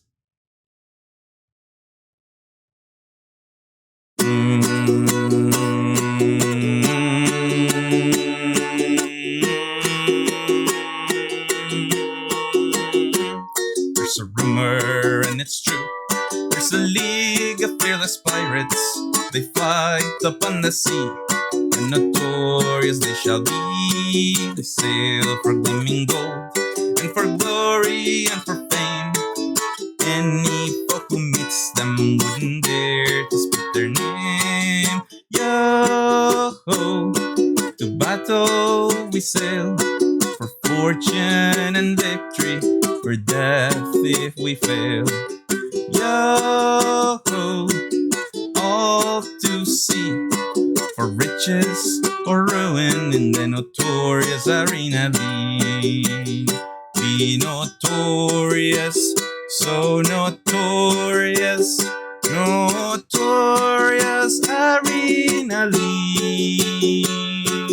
Will you drink from the winner's cup in the notorious arena league? Woohoo! Let's go. That is our song number 1. I like that one. I see Captain Sadak in the chat with the, oh yeah, Captain Sadak. By the way, he is the one who helped me with this. So if you like the way I play that song, we should all show a lot of love to Captain Sadak. He is an absolutely amazing musician, and he is also one of the referees here in the NAL. So huge shout out to you, Captain Sadak. Much love. All right. Now we go to the next song. People want to hear Country Roads. So here we go. Let me get that song going. Let's do this.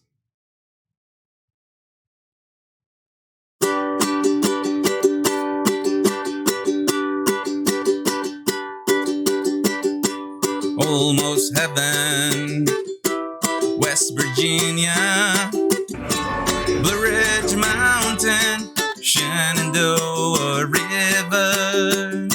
Life is older, older than the trees, younger than the mountains, blowing like a breeze. Country roads, take me home to the place I belong. West Virginia, Mountain Mama, take me home. Country roads, all my memories gather round her. Modest lady, stranger to blue water, dark and dusty, painted on the sky. Misty taste of moonshine, teardrop in my eye. Country roads, take me home to the place I belong. West Virginia, Mountain Mama, take me home. Country roads, I hear her voice in the morning hour. She calls me. Radio reminds me of my home far away. Driving down the road, I get a feeling that I should have been home yesterday. Yesterday. country roads take me home to the place I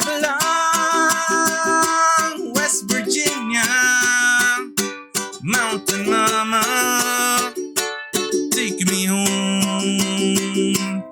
Country roads, country roads, take me home to the place I belong. West Virginia, Mountain Mama, take me home. Country roads, take me home. Down country roads, take me home. Down country roads. Woo! Let's go. Let's do this. All right. So now we are gonna do Ocean Man. Let's do Ocean Man. Ocean Man. Let's go. Hopefully I get it right. Here we go with the Ocean Man.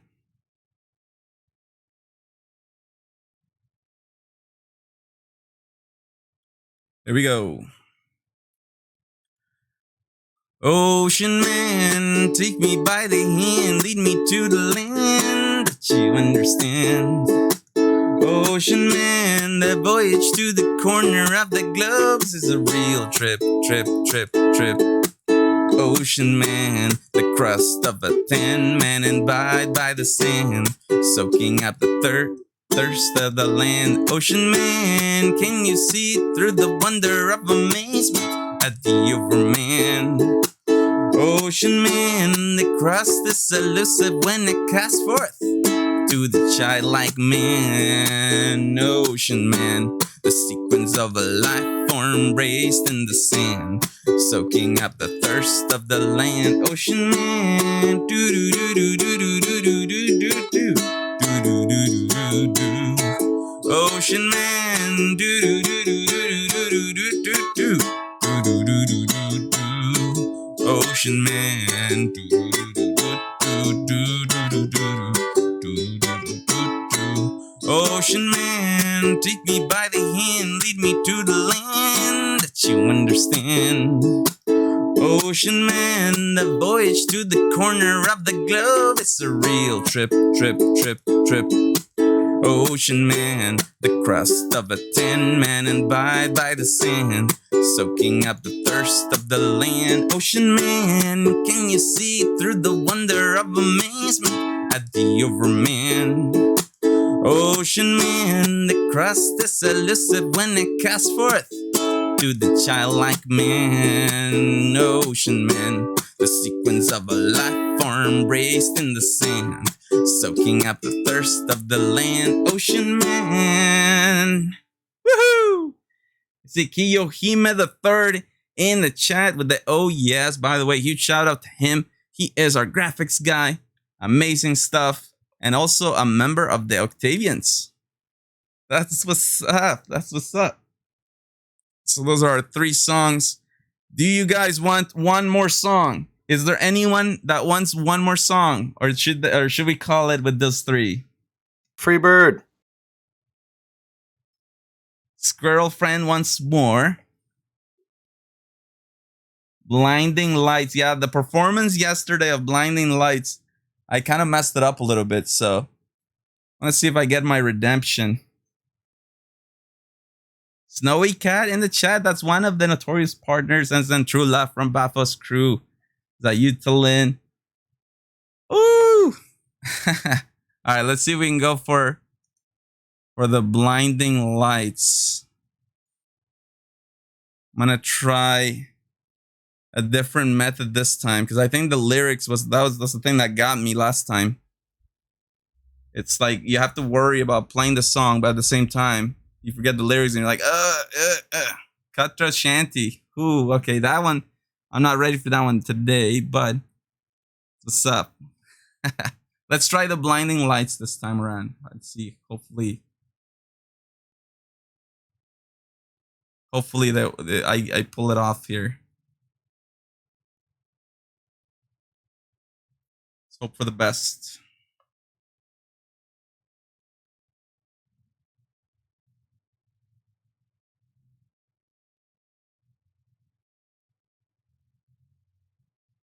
Let's see.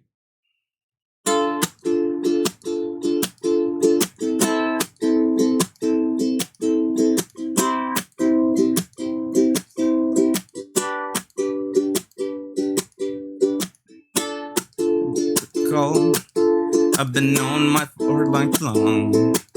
Maybe. Oh, okay. Hold on. Let me start again.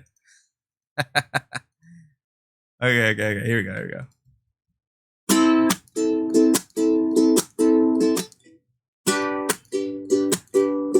I've been trying to call. I've been on my own for long enough. Maybe you can show me how to love. Maybe I'm going through withdrawals. You don't even have to do too much. You can turn me on with just a touch, baby. I look around and since it is cold and empty, no one's around to judge me. I can't see clearly when you're gone. And I said, ooh, I'm blinded by the lights.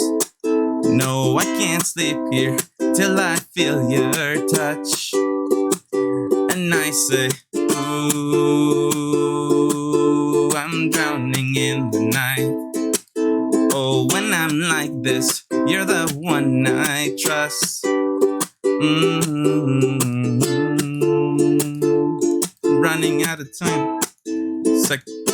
Cause I can see the sunlight of the sky. So I hit the road in overdrive, baby. Oh, the city's cold and empty. No one's around to judge me. I can't see clearly when you're gone. And I say, ooh, I'm blinded by the lights. No, I can't sleep here till I feel your touch. Ooh, I'm drowning in the night. Oh, when I'm like this, you're the one I trust. I'm just walking by to let you know. Never say it on the phone. We'll never let you go this time. Cause I say, ooh, I'm blinded by the lights. No, I can't sleep here till I feel your touch. Do do do do do do do do.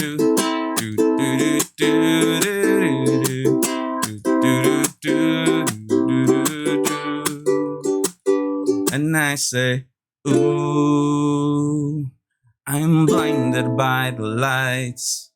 No, I can't sleep here till I feel your touch. Woohoo! Let's go.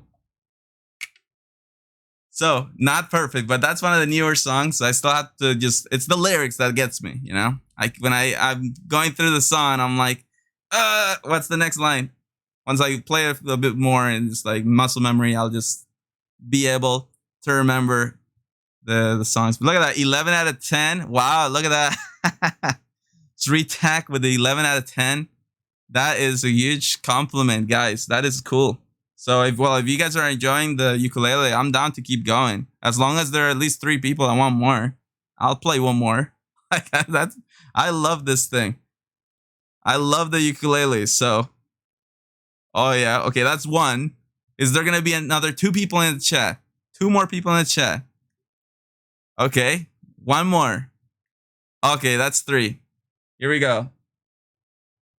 I feel like it wouldn't be over without. I'm just feeling a señorita right now. I'm feeling it. So let's go for that. I'm definitely feeling it. Okay, this one will be the last one, just because like I really once we open up the can of worms here of me playing ukulele, it's like we could be here all day, guys. But I'm loving it. So let's go. Here we go. One more, Señorita.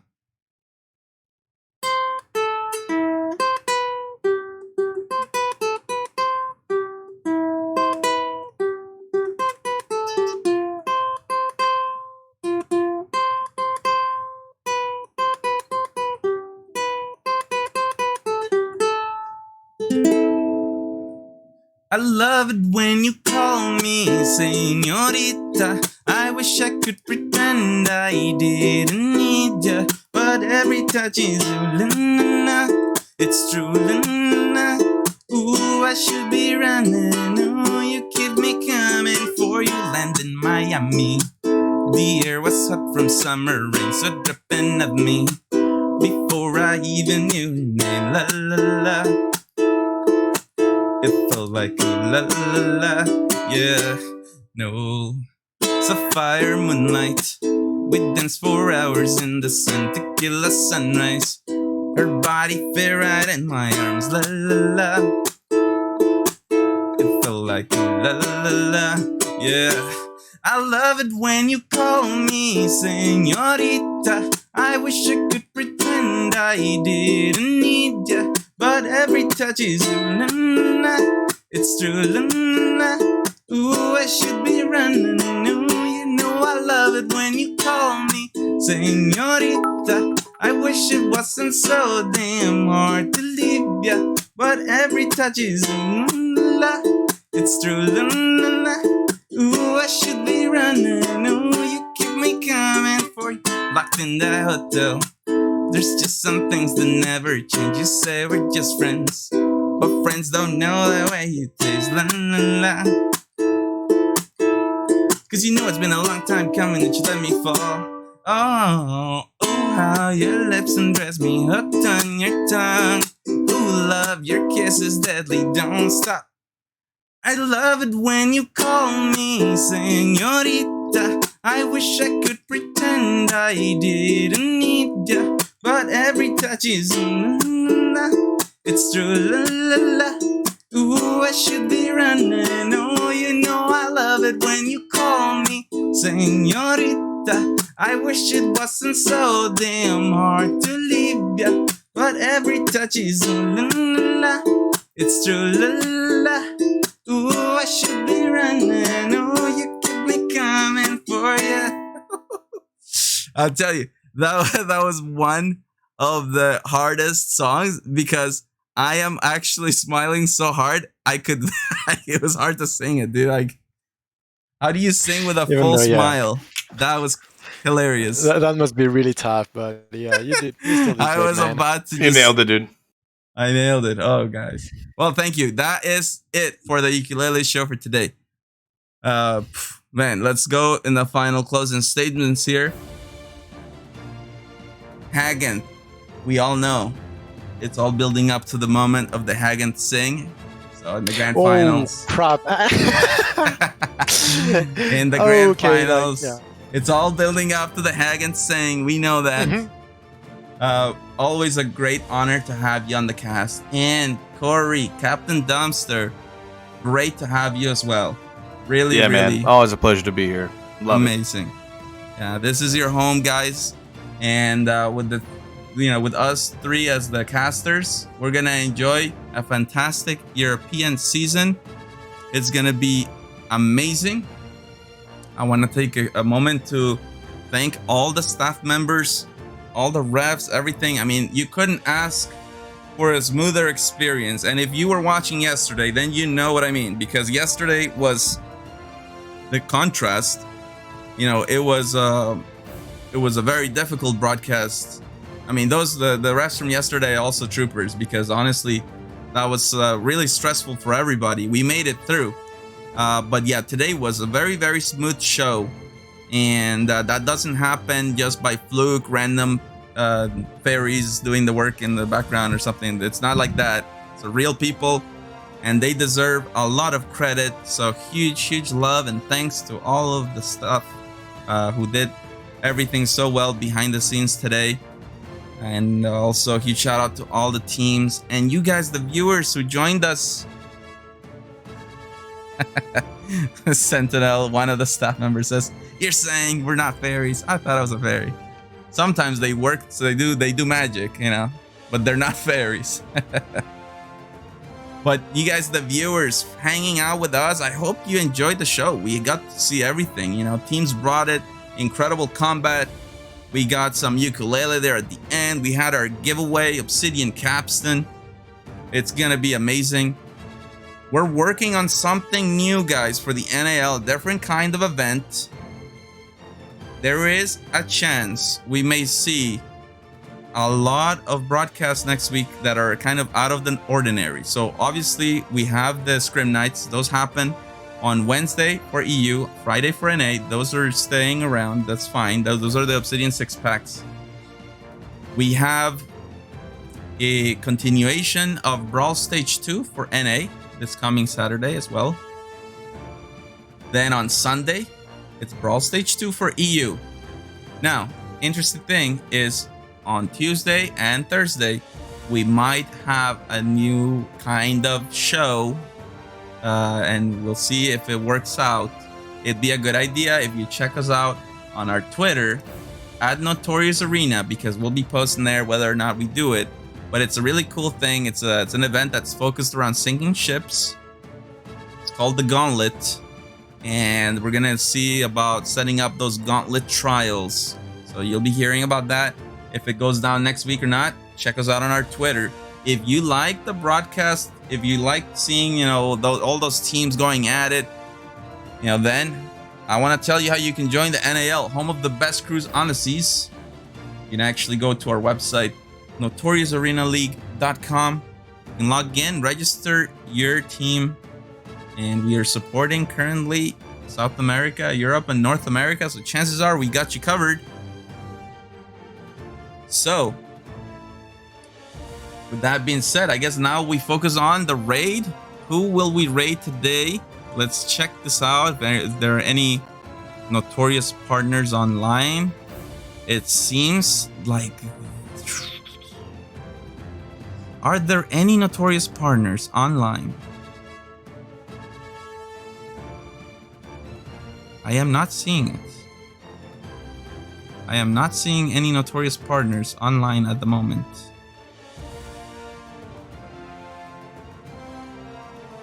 So if that is the case, then we will actually take a moment to raid one of our players that I do see online.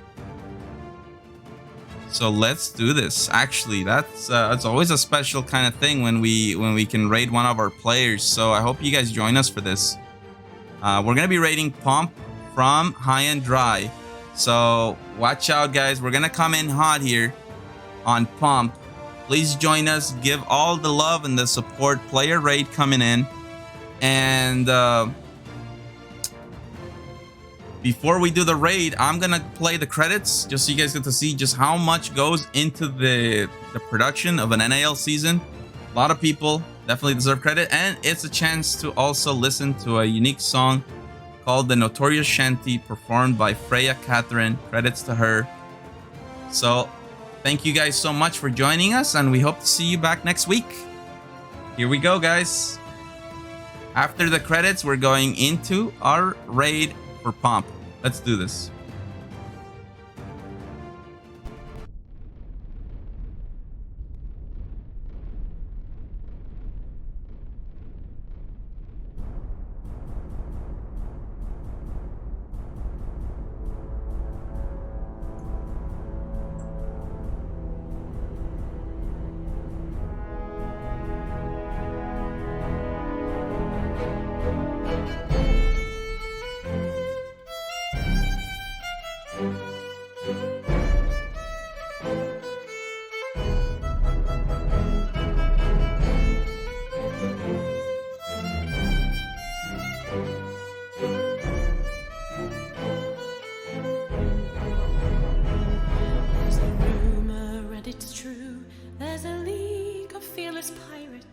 They fight upon the seas, and notorious they shall be.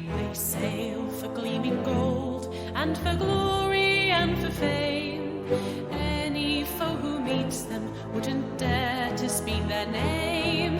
Yo-ho, here we go, for riches or ruin, a sailing we'll go.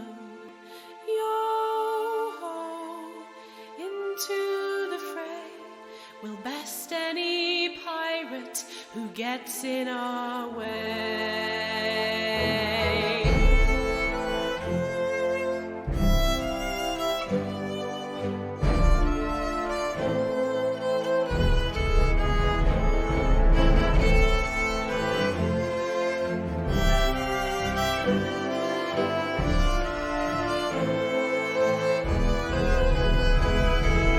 Yo-ho, to battle we sail, for fortune and victory, or death if we fail. Yo-ho, the battle is won, but mark me, the war here has only begun. So say, O ye ruffians, for fortune and fame, in hopes that the cup of victory will soon bear your name. Thank you guys so much. Now let's give some love to Pump from High and Dry. Here we go. See you next week.